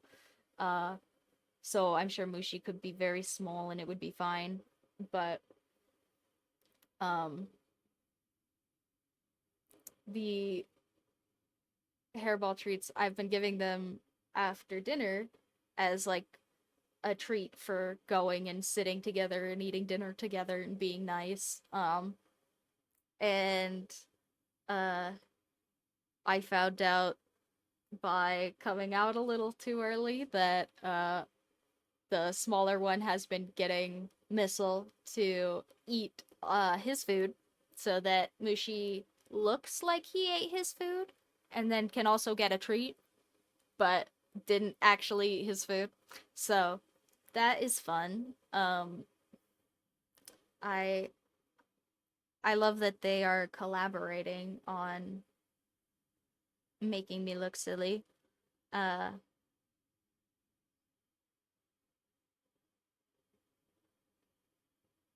no, today we are selling my cats. They are lovely. Um except for they're also kind of priceless, so they would be hard to buy. Um I am talking the heck up out of my cats today though cuz it is Missile birthday. Missile birthday today. He's so sweet. Uh hmm I don't know. I feel like the amount I would have to charge somebody for somebody to take them from me, they would to they would have to be like a very wealthy person for the amount of money I ask for to not make my cat's life worse after they go to live with them. So, yeah, I'm sure they have a price. I'm sure somebody could say a number to me that would be like, "Okay, I think you I mean, it would also have to be a person that I didn't think was gonna go like use my cats in medical testing or something. Like it would have to be a person I thought was actually going to take care of my cats. Um, but maybe. I'm a human person and I live in the US where, money is unfortunately a big part of how I don't die. Um, so I'm sure there's a number somebody could say to me that would be like, okay, I guess if you are really going to pay me like $100,000 for a cat, like, and you still will have money after that to take care of the cat, like, I guess.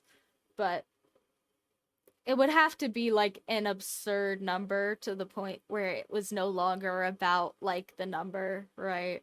It would have to be an amount of money that, you know, would be like all of the money I spent on the cat forever.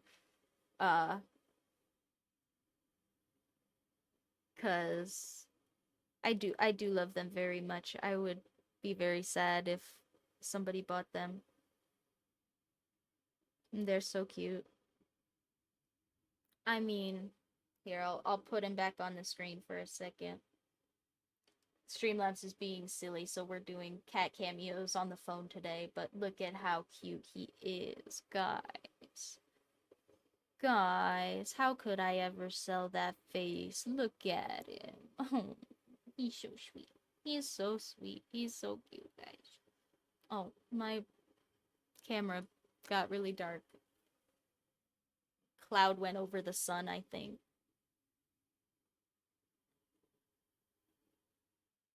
Here, we can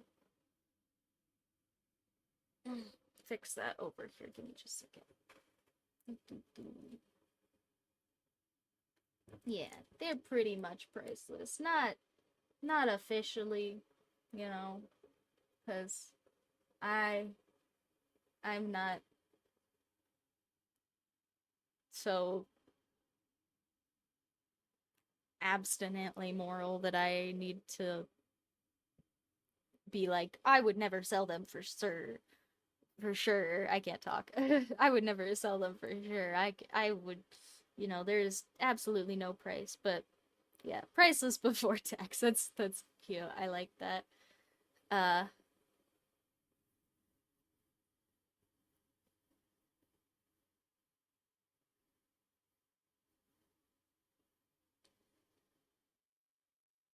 a skull.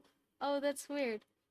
Um, I guess maybe it's just still stuck on me drawing missile, uh, just his head from before. That's funny. I don't know why it would do that. Um, Streamlabs is not being nice to us today though, so uh maybe it's just got like a a bug cached somewhere.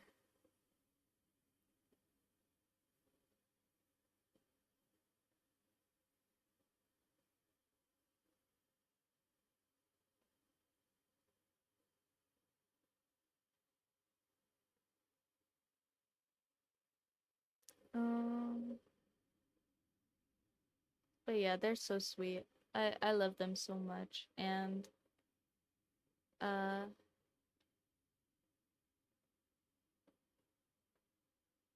oh, I see.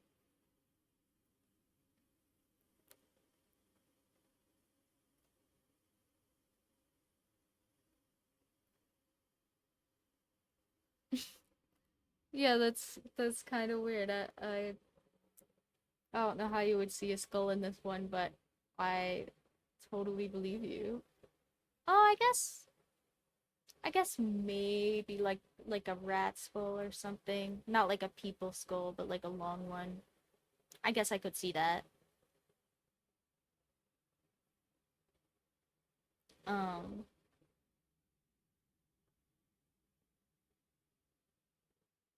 but yeah, I am actually I said I was talking them up, but at the moment I'm kind of teasing the smaller one because he is a little picky about everything. And I was just saying yesterday we went and bought uh some brand new wet food because he has been tricking us into thinking that he is eating the wet food and just getting Missile to eat the wet food for him. Uh so that he can get treats. Hi.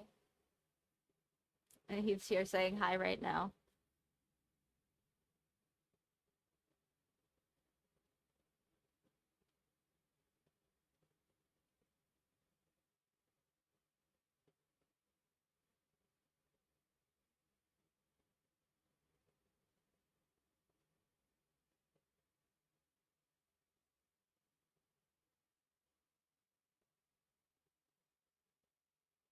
Yeah, he can hear his ears are bursting. He can hear me talking crap.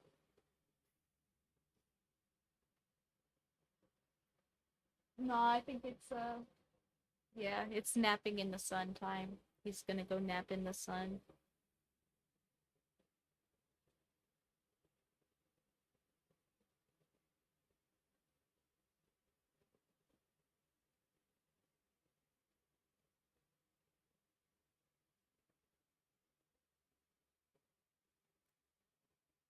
I uh I bought like this little prop in screen. Yeah, just so terrible. Gotta wait around for the people to be done with all of their boring stuff. Like, working or whatever, or chores, or not playing with cats, you know, whatever other boring stuff that people are doing. Should always be playing with cats. Um, but yeah, I bought this little prop in window screen thingy for my office just to kind of air it out. And so, uh, since the windows in our like main house room uh doesn't have any screens, uh they just like being in here because of the fresh air, I think, and more direct access to the sun. I want to enclose my porch and kind of make like a patio out there for them. but that would be kind of a project. And uh yeah, there's plenty of higher priority stuff to pay for, unfortunately, at the moment. But I do at some point really want to do that for them. I think that would be really cool for them and for me. Just to have like some outdoor space that was closed off and not so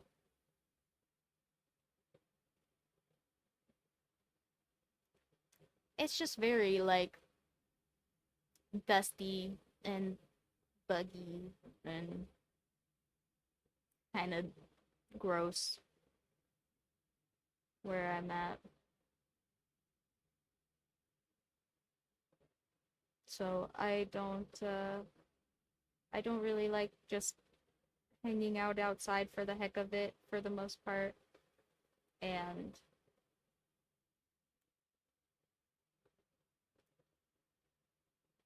right now my porch is like completely open, like not closed off even a little, so it would be pretty hard for me to take them outside right now without just like putting them on a leash, which I know some people do put their cats on leashes, but I have tried with mine and they are not interested. So,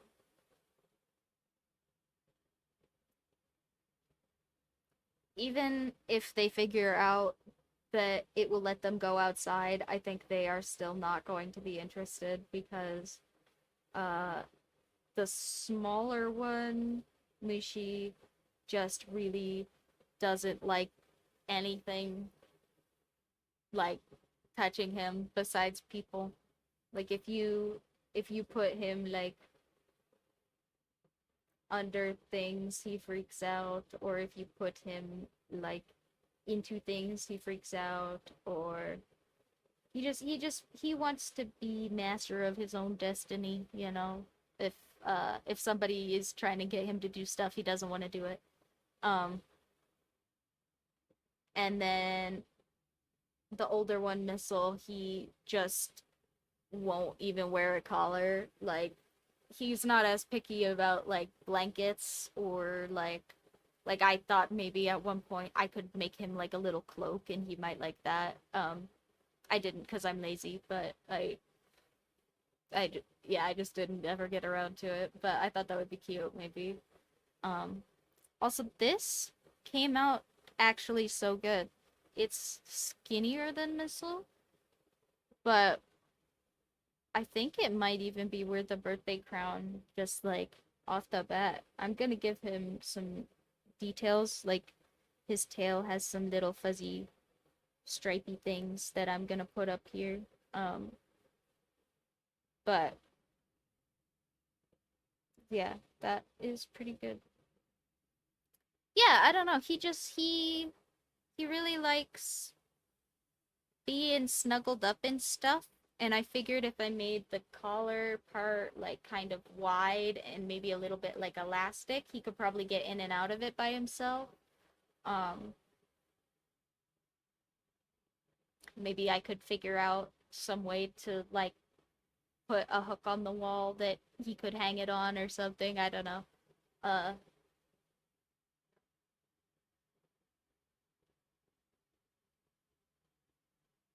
Very cool, very cool. Uh,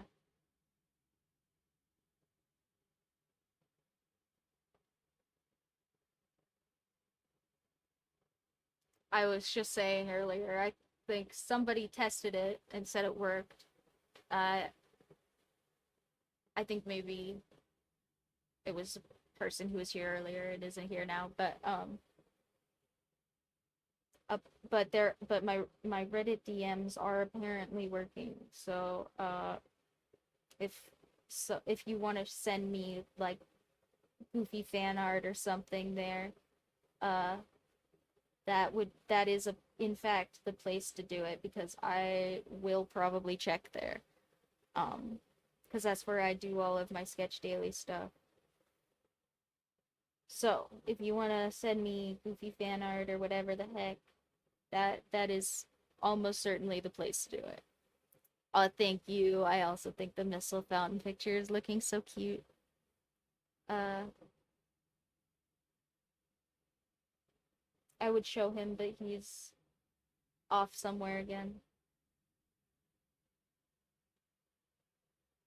Oh, okay. Well, not the missile, but we're gonna do another cat cameo because Mushi is in here posing now.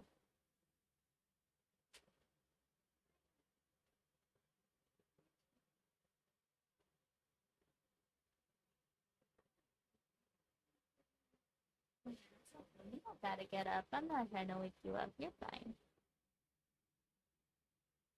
He's so cute. They're both so cute, guys. So, the Mushi.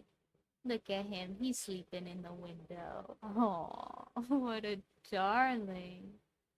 Oh, they are both so cute. They're so cute.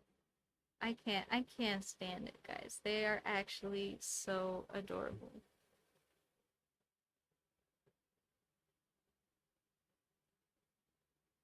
Yeah, he's a little bit of a schnob. He's in the bed. He is Missile doesn't really care for the bed either, and he loves the bed. Um no, pretty much anything that is like a treat. Uh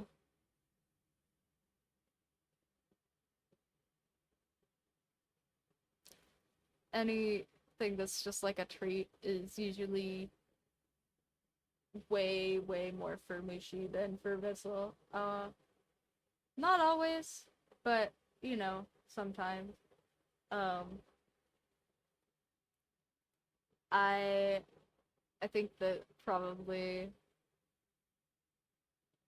I think my vet said something like, you know, the house cat is probably very used to you taking care of him and probably doesn't have a lot of like cognitive opportunities basically to care about the things that I'm bringing him. Um but the outdoor one is used to picking all of his own stuff and so he's picky um and choosy and I yeah, that's kind of unfortunate for me a little, but we love him anyway. He is so sweet and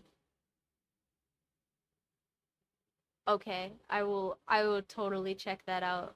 Um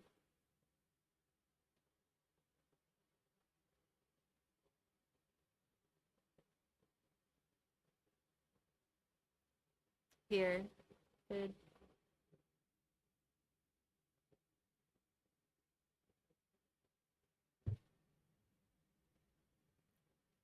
Can if I just click on this, does it just bring up everybody sending me chat requests? It totally does. Okay.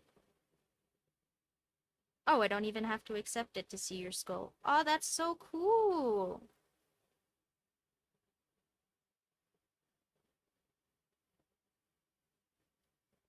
That is so cool, man.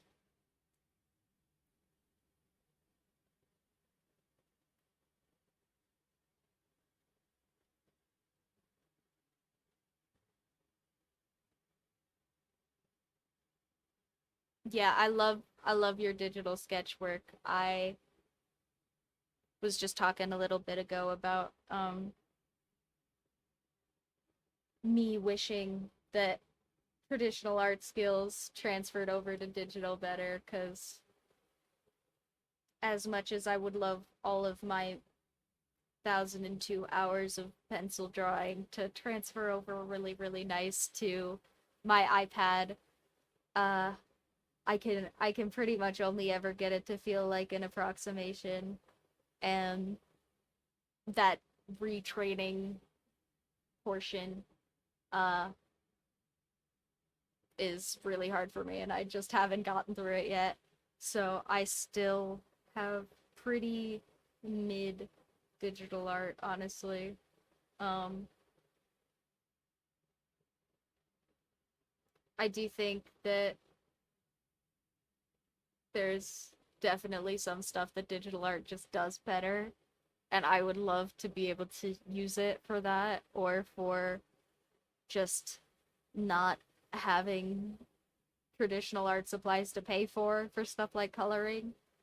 But I also yeah, I have my million hours in pencil and paper, so it's a little bit trickier for me. Yeah, yeah. It's just using a different tool.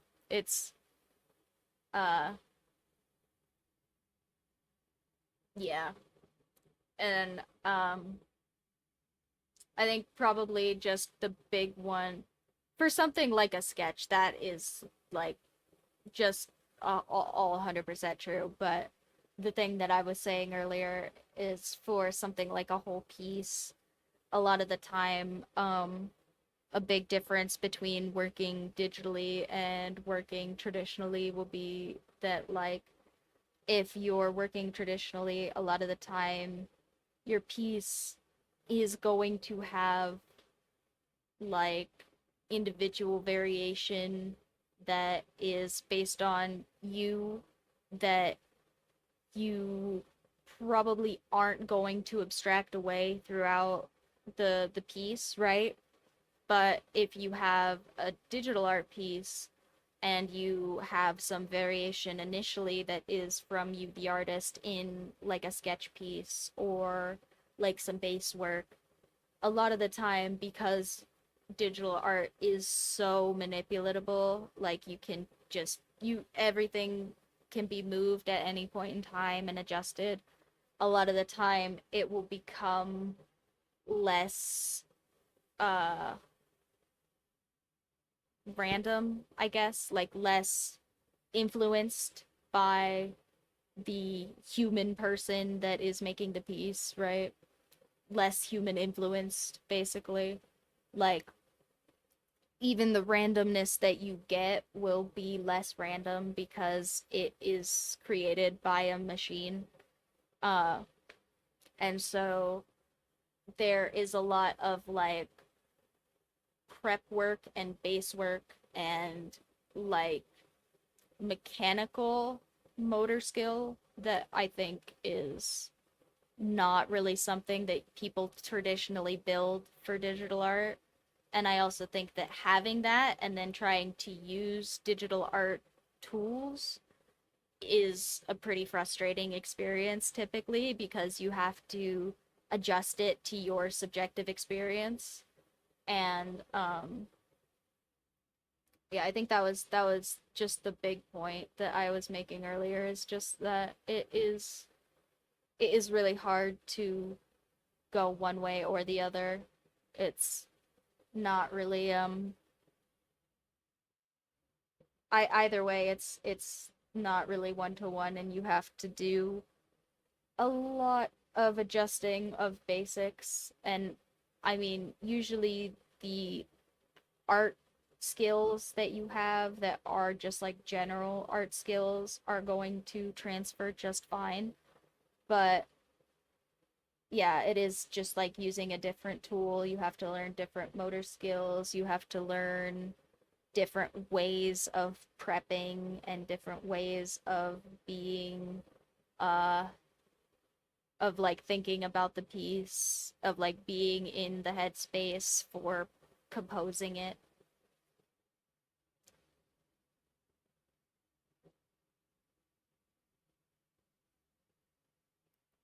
Yeah, that's really fair. I also do use digital art a lot for finalizing or um some of the stickers, or like um one of the things that I have found to be really comfortable is I really like sketching and inking a piece so that I kind of have like a coloring page, and then importing that into a digital thing and using digital coloring tools because uh I traditionally I'm pretty much a marker artist. I do have lots of other coloring tools, but Sharpies are definitely like my favorite uh color art supply, and they're just not professional quality most of the time, and they run out really fast. And nicer art markers are expensive, and I do have some, but I just don't want to replace them all the time. So a lot of the time I will end up coloring stuff digitally just because it's easy and cheap. But I'm sure it doesn't come out as nice as if I had taken my time to do it traditionally, just because again I do have more uh just like motor skill and experience using those as tools. Um, I do so super respect people that are good at both though, because I think a lot of the time to be good at both, you have to kind of have started doing both. Um, either a while before now or just at the same time. And Uh, either way, I think that that is super impressive. Especially because lots of digital, like, I mean, digital art seems like it's been around forever now, but it's really not that new. Like, if you are a digital artist, your career, uh, if you're a digital artist that uses Procreate, your career can't be more than like a decade old. If you're a digital artist that uses like Corel Painter, your career can't be more than like a decade and a half, you know. Uh like they're really relatively new tools for the most part. For most digital, like painting software is relatively new. Most digital, like most digital things that we would consider like digital art, like I know people will consider like coding and stuff digital arts, but I'm saying that like most people would recognize as art pieces like music software and you know uh painting software that is accessible to just general people is really relatively new. And I mean, I am, not saying that computers are relatively new because I have been alive for the same amount of time as them, but I mean, in the grand scheme of things, even computers themselves are relatively new. Like, there are certainly traditional artists whose careers have existed longer than there have been digital arts, and uh at least in the way we would think of them now. And I think that all digital art is super impressive because of that alone, even if you are also, and if you are also a traditional artist, if you can do both, I think that that means that you have put in probably a ridiculous amount of time and effort into those skills in recent memory, and I applaud anyone for that. That is really really cool.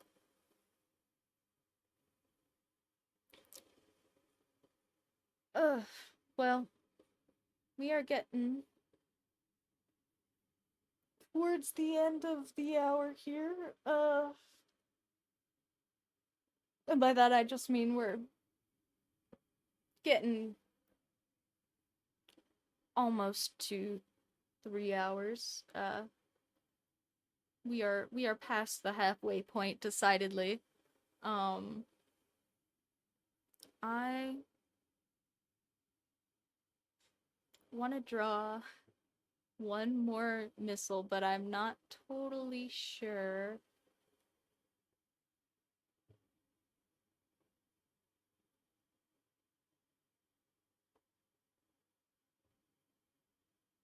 I'm not totally sure which one we should draw.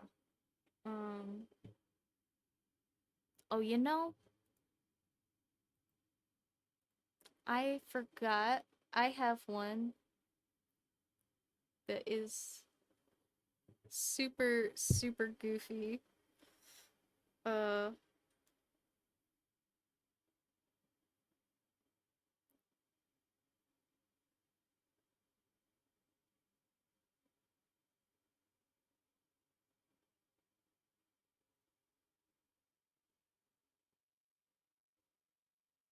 Here, we'll dox myself a little bit.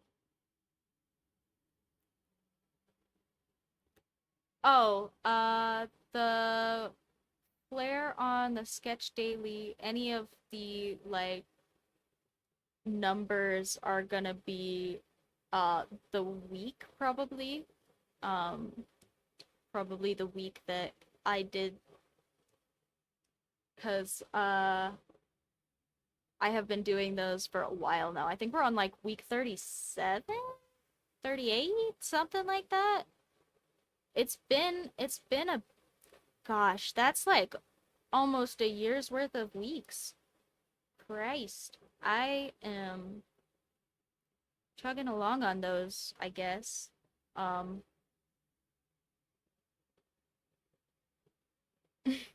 yeah, I hadn't really realized that those were so far out, but they totally are. We are almost to week 40. Jeez. We're gonna finish a whole year of those. Um, Maybe I'll have to go back and do like a year of sketch dailies. Look at all of this progress or something. Then you could see that I didn't progress very much because I've just been doing the same stuff. But that's fine. Um I think we're gonna do this missile picture. Uh Dox myself a little bit again because I'm in this one. He's he, he's yawning. It looks like he's screaming, but he's yawning. He's still very cute. Um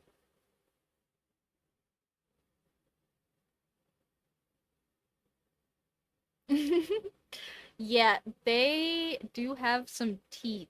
Um if he play bites you, it still will hurt a little because he is they like I said, they are large and they are both boys and I I take care of them so they both have dental treats like most days.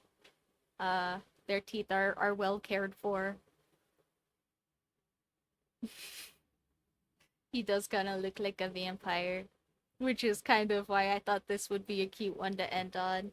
Um, we'll just have little vampire missile, and even though I'm in the reference, we're not. I'm not gonna be in the drawing. We're gonna just. It's missile birthday, so we're gonna put just missile. Uh,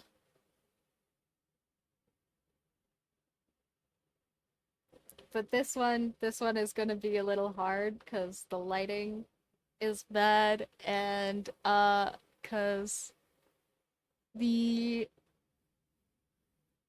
camera angle is just me taking a quick picture, so it's not good.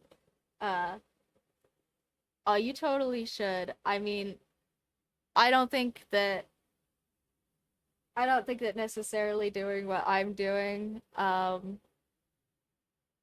is necessary. Like if you were gonna do a sketch daily or something, I would recommend that you try really hard not to like force yourself to do it every day. Um,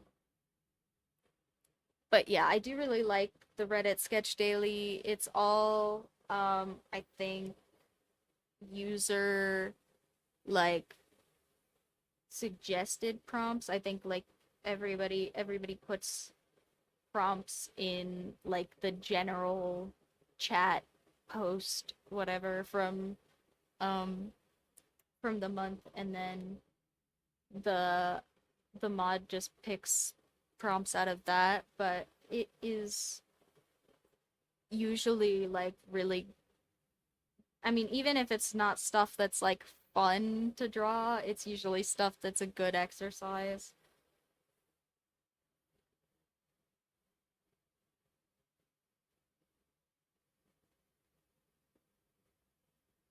Yeah, the other thing is like if you want to do like a whole piece every day, um like that is super commendable, but also I would recommend like kind of trying that like once or twice and just figuring out like how long it actually takes you to do just one piece, because even though doing just one piece sounds like it should be easy to do every single day, like just one sketch every single day is a lot. And okay, but I mean, you're not doing it now, which means at some point you burnt out, which was my point. Like, it's it is a lot of effort, even if you can, to do something like that every single day. Even with just like my sketches, like doing them every single day, sometimes I have to take a break. Like literally right now, I was saying on Reddit, my sketch daily from yesterday isn't up because I didn't do it because I just didn't yesterday. Sometimes it's okay to not, is my whole point. Is if you're going to commit to doing something like that, you have to from the get up just admit to yourself that you are a person, and there may be a point at which you just drop it for some reason or another, and you have to let that be okay, because if it's not okay, then you're gonna go, oh no, I dropped it, what's the point, why would I pick this back up now, and then you won't do it anymore.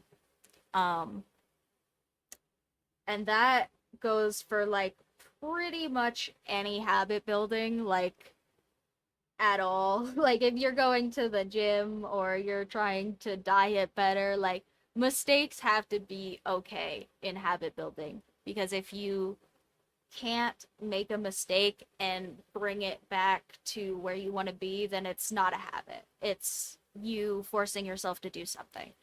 And forcing yourself to do something all the time is exhausting.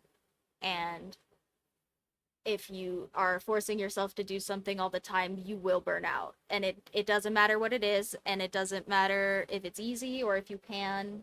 Like, if you are forcing yourself all the time to do something, you will burn out. It's just how human brains work. Human brains do not enjoy being forced to do things. And so even if it's fun and even if you like it and even if you want to do it all the time, don't force yourself, because that's how burnout happens.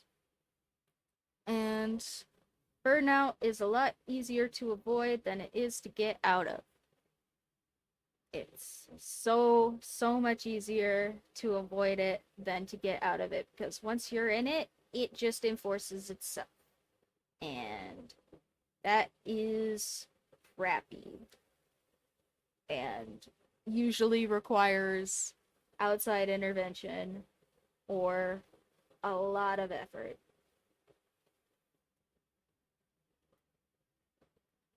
So just, just be nice to yourself if you're going to do something like that. If you're going to do a whole piece every day, if you're going to do a sketch every day, if you're going to just try and practice more, any habit building exercise that you want to give yourself, you got to build in room for you to be a person. And that's not me saying you gotta build in room for you to put it down for a week either, because I it can totally go the other way where you decide, okay, well, it's fine for me to not do it every day, so what if I just do it like 3 times?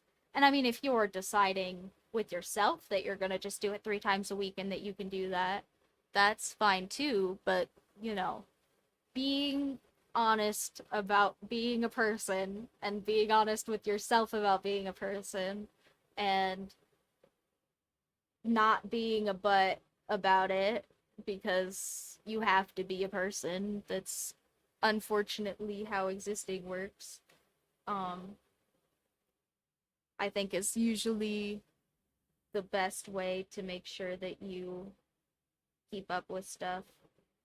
Um, Especially something like that is supposed to be fun and enjoyable, that's supposed to be something that you actually want to do. If you start putting a lot of pressure on yourself about it, it can also just make it less fun, right? Like it can also just taint your experience of the activity itself to where you don't want to do it, or you don't think you actually like it, or uh you decide it's too hard. Um and that's also really sad. Like I have seen a lot of people that like doodle as a hobby, or like they just have some artistic ability that they uh aren't really interested in cultivating because of people just being kind of nasty about it, and like expecting them to be very good, or them being kind of nasty about it to themselves and expecting themselves to be just kind of good. And like I always tell people when I if they're trying to use me as a comparison, that I personally have been doodling with a pencil like pretty much since I have memories. And even though I stopped for a while, like I still have all of that experience from like being a child that is a sponge and absorbs everything. And that is something I have continued to cultivate until now, decades later. Uh, I am decades old, guys. Sorry, I'm so old. uh, but yeah, no, it's very important to make sure that you are not only being tough on yourself for, making sure you do stuff, but also to be nice about the fact that sometimes you just can't, because both of those are true and both of those are important. And making sure you strike a decent balance between them is, I think, probably a big, big key to being a happier person.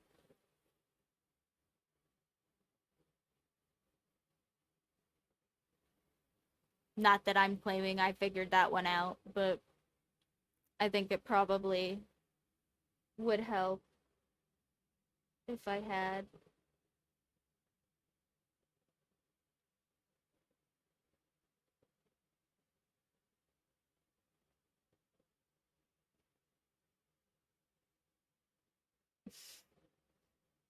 He's a vampire. Rawr.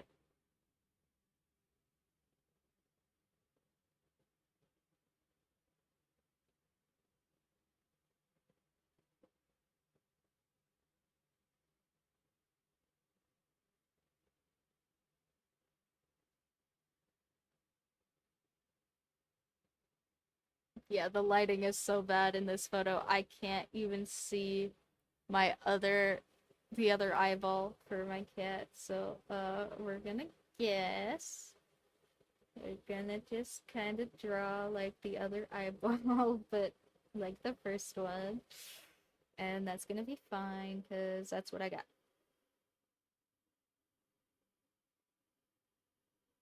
Lovely. Alright, and the missile has a little bit of a wider cheek. It's still very small chin, but his cheek is wider. His head is more like guitar pick shaped. True, maybe I mean it's coming up. Maybe I will have to make this into a Halloween sticker.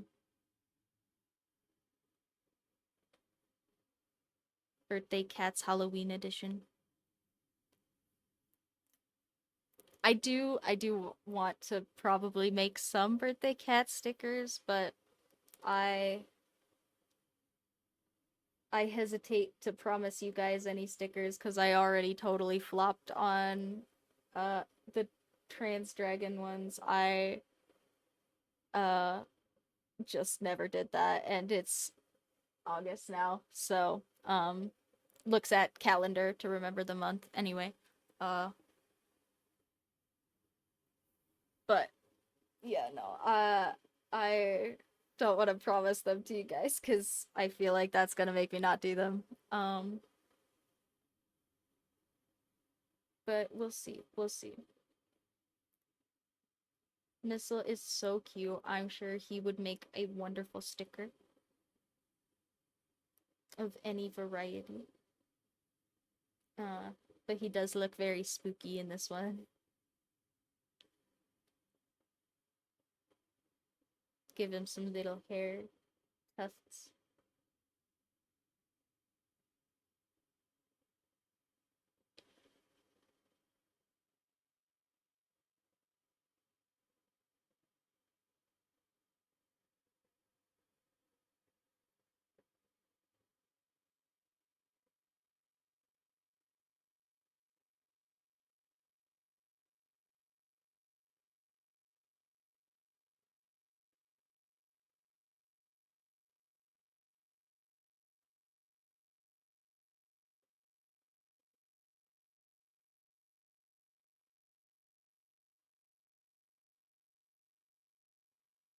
He's so cute, guys. Oh my gosh, that came out so good. The missile. Oh, the missile is sleepy.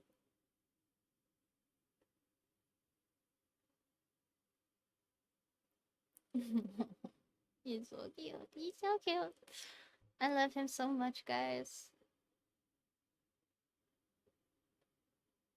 And I think his chin needs to come in a little bit more on this other side, so I'm gonna scoop that in a little bit there. We have the erasable sketchbook paper today, because my other sketchbooks are running out of paper. My little cheap one. And we didn't have any more at the cheap store, so yeah. I will have to I made here, I'll show you guys. I made just like out of a Capri Sun box. I made one. Um it's just a Capri Sun box and then I bound some paper on the inside. So, uh that will be our Sketch Daily sketchbook for a while. Um but I didn't think it would sit so very nice for the stream, so I am using my actual sketchbook with the nice paper. For Missile birthday, I think it's okay anyway. He deserves all the nice things.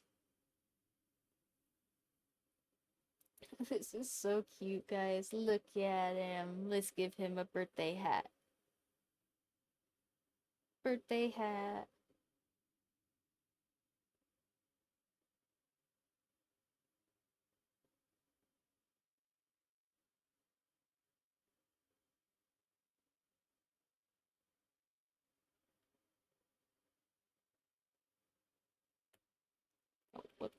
Broke my pencil lid.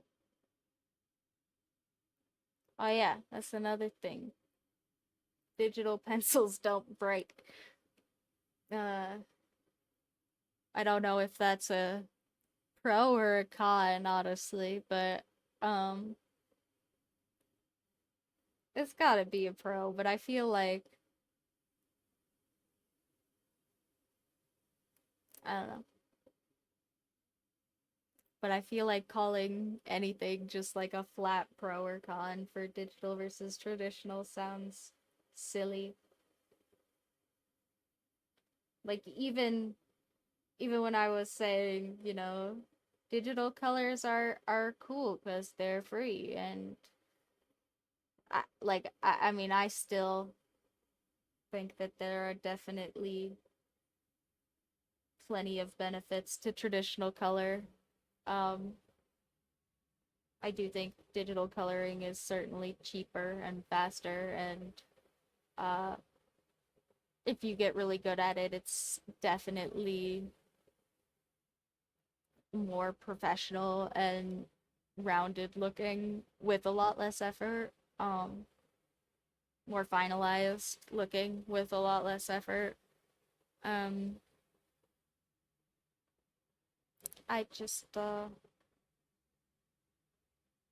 I still think that there are some things that you get from a traditional art piece that you don't with a digital one.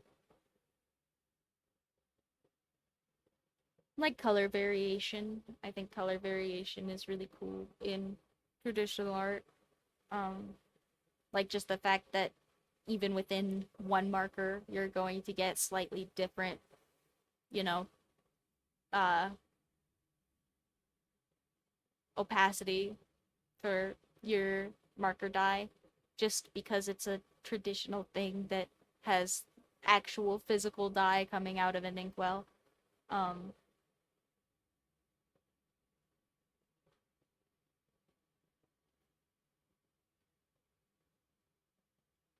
or I really like traditional randomization a lot more than digital randomization. I really don't like trying to make like little tufts of grass or anything like that where it's supposed to look varied on purpose on a digital machine. Yeah, that is I think that sentiment comes a lot from what I'm talking about with the randomness.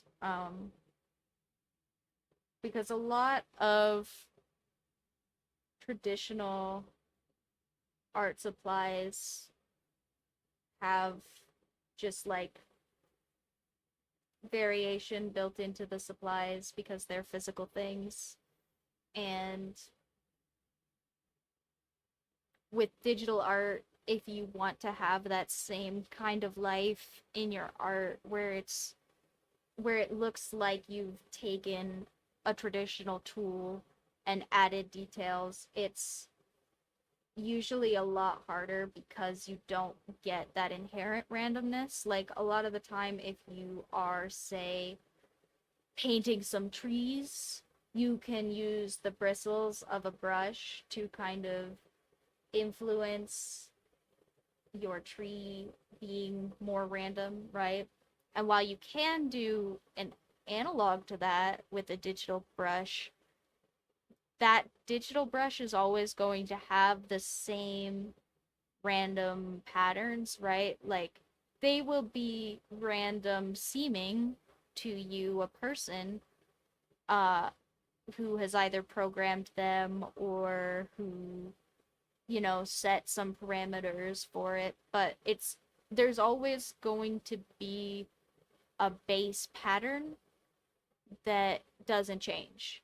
And there's always going to be base variation that doesn't change. And even though that seems like something that you shouldn't be able to pick up on as a person, like people are really good at picking up on patterns in especially like visuals. Um Like, that's a lot of the time what will make stuff look uncanny is uh patterns that aren't registering as natural in your brain. Um and a lot of the time I think with digital art it's a lot harder to stay away from that uncanny pattern because it's a lot more up to the person to force variation to happen as opposed to with a traditional art supply where some amount of variation can be built into the supply or can be added to the supply or uh like I could take my pencil and like really chip the edge with an X-Acto knife or something, and I mean, because it's a really thin pencil, it wouldn't last very long, but for a little bit I would have some weird texturing built into my pencil tip. And if I did that with a digital art supply, that weird texturing would stay exactly the same no matter how long I used that brush. And no matter how much variation I add to that brush, I can only ever change that base amount of pattern, right? Like there isn't a way for me to add like the amount of computer like processing, like the amount of actual data you would need to make your tablet run to get something that works like a traditional art supply in the sense that it has a base pattern that changes over time and over the amount that you use and stuff like that.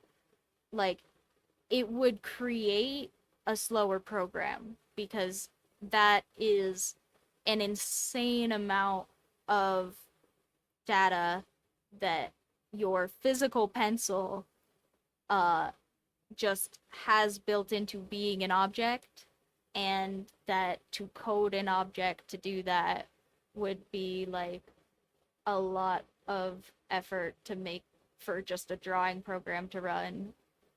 um and so typically people don't do that. Typically people just have, you know, the weird little gooey thing that looks kind of like a paint splotch, right? And you can move this around, and then because it has these little edges, it kind of creates some fuzz, right? Where it it isn't really a straight blob while you're using it, right? But you're not ever going to make this do this, right? You're not ever going to make this into that, right? Whereas this and this might come from the same traditional paintbrush by just, moving your nib a little bit.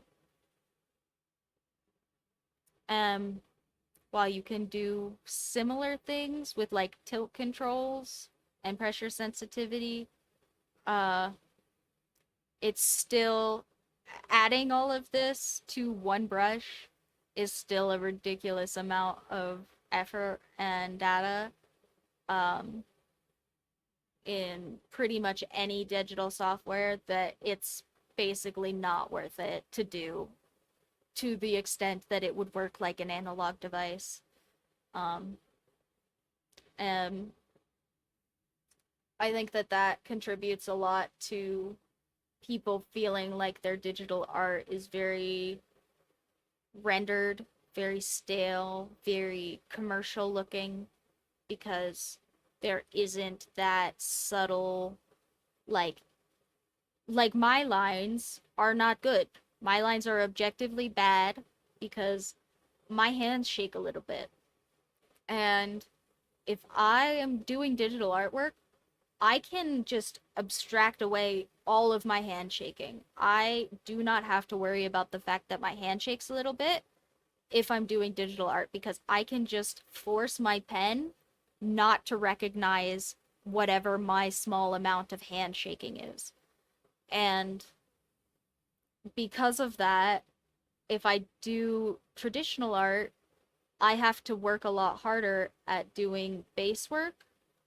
And then it also will come out looking less clean. but because it looks less clean, it also has more human variation. Whereas if I was doing even just these cats, these very realistic pictures of my cat on my iPad, they would come out looking a lot stiffer and there would be a lot less detail. Not because I would draw less detail, but just because there would be less variation in my supplies. And I personally am not a good enough digital artist, sorry, that I would be able to use those digital tools to imitate this uh, appropriately. And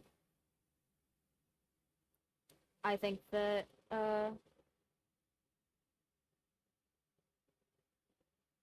definitely digital art is better for things that you want to make look more finalized and uh more, commercial.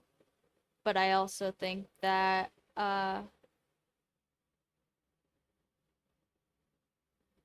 it is it is pretty true that if you want something to have a good deal of life in it, a good deal of like if you want it to feel like very human, very approachable, very like personable, I think it's really usually better to do traditional art because of that thing that you're talking about um with it feeling more lifelike, because I think that is where it comes from, is from digital tools inherently having less human intervention uh built into using them, and they do some work for you. Like holding your hand very, very still is not a thing that I have to do with traditional art. And if I wanted to teach my tablet to recognize like my eye movements, I could do that. Uh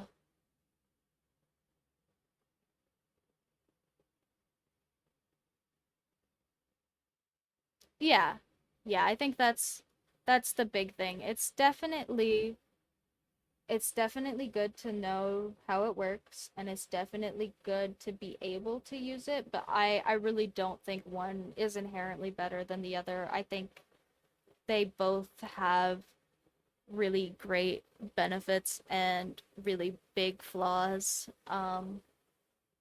And I think that either one you start, you will be able to take some of your skills with you to the other one, and some skills you're gonna have to relearn no matter what new thing it is you're learning. So I think if if you want to try one or the other, just do it. Just pick up something. I'm sure there are. I will say this though, if you buy a cheap, crappy little plastic tablet, um, just keep in mind that not all of those are good. Some of them are just actually bad enough that they will make you feel bad at art, even if you're not. Like, some of them track, like, really bad. Some of them will put down multiple lines when you only draw one. Like, some of them are cheap enough that you shouldn't buy them. Um, I think my typical recommendation is just to read reviews, because people will typically have pretty honest reviews of cheap products if you just don't look on the actual product listing. Um,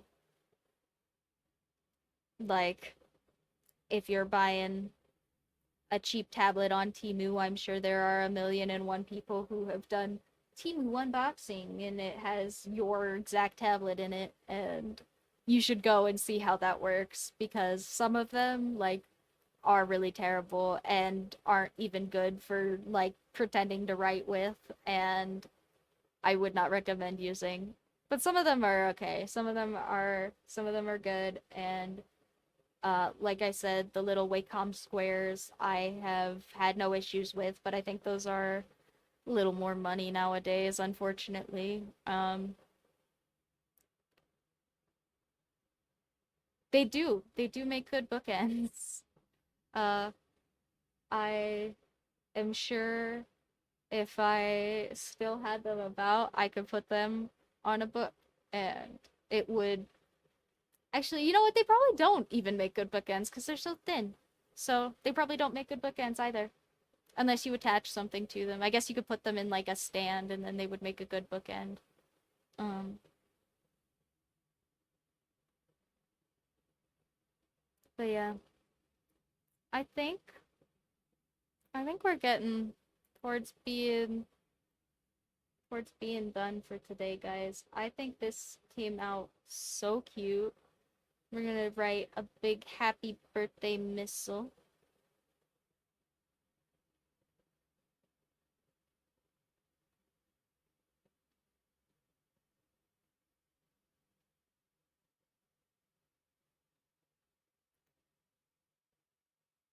Okay, well, thank you everybody for making me feel less old. I stick my tongue out at you. Mm.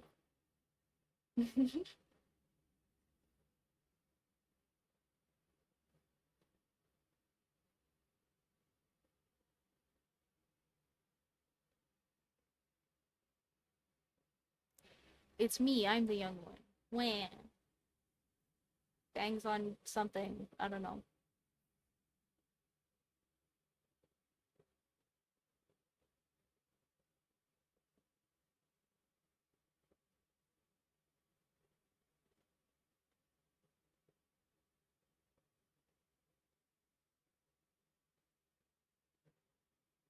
Thank you. Yeah, he's so cute.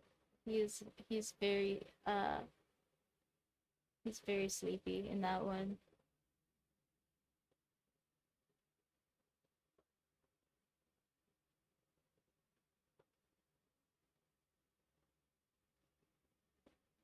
The missile.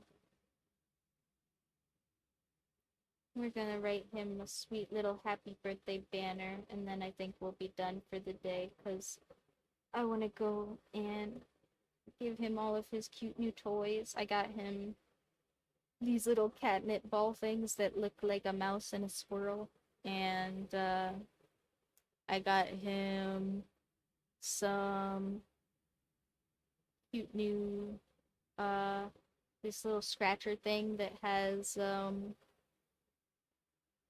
like it's got like a track in the scratcher, and then the scratcher is shaped like the bottom of a seesaw, like little tippy bit, and then it's got round corners so he can just like flip it over and hear the ball jingle around. uh I think he's really gonna like that. And then I also got him some little fish.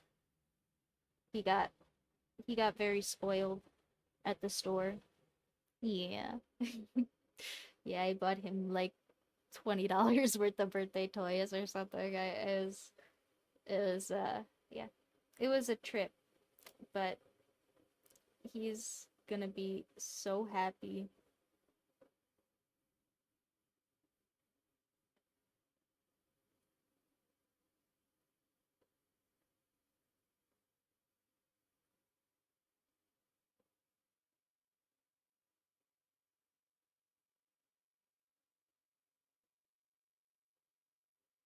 Happy birthday.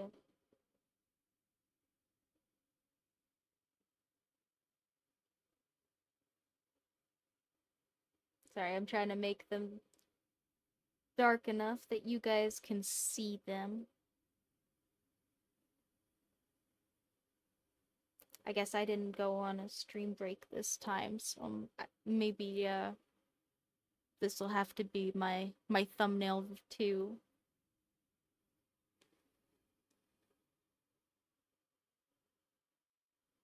Oh, who is calling me? I don't know that number. Okay. Happy birthday to Missile.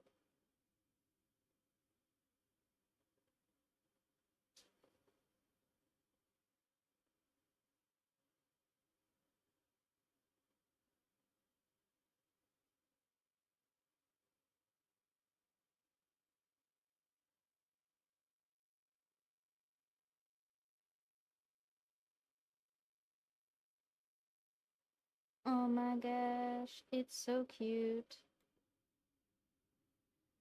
Happy birthday, Missile. I love you, baby. I am gonna go hang out with him right now. Uh, so thank you guys for all tuning in. I hope you guys like my lovely little birthday cats. I had such a good time drawing them. That was so fun. Thank you. Thank you. I also think they're super cute. And yeah. So I hope you guys had fun. If you guys want to see me draw more cats, or if you guys want to see me draw something else, go ahead and let me know wherever you're at or wherever you end up later. And uh, all of my links for everything should be working now. So if you get bored and want to go watch me do something else, I'm sure there's plenty of content of me elsewhere for you guys to watch. YouTube and Twitch should have all of these extra old videos on here, so I put all of those up. Thank you, thank you. And happy birthday to the missile. That is the big message of the day because we love him. Everybody loved the missile. He's a sweetie. And yeah. So thank you guys all for your engagement, your support. If you want to go support me on anything else, go right ahead. All of my links are fixed. If you guys want to go get a cute little cat Redbubble sticker or some little gay stuff, I've got all of that up on my Redbubble, so you can go ahead and check that out there. Or if you want to go watch some stuff on YouTube, I've got my sketch dailies up there if you want to see some extra art. And yeah, if you want to get a hold of me for projects or anything, I just found out my Reddit DMs are working, so uh, thank you guys for helping me figure that out. But that should all be fine for you guys to contact me on there. And I hope to see all of you guys next week. So stay safe, have fun, all of that lovely sentiment, and I will see you guys next week. Bye.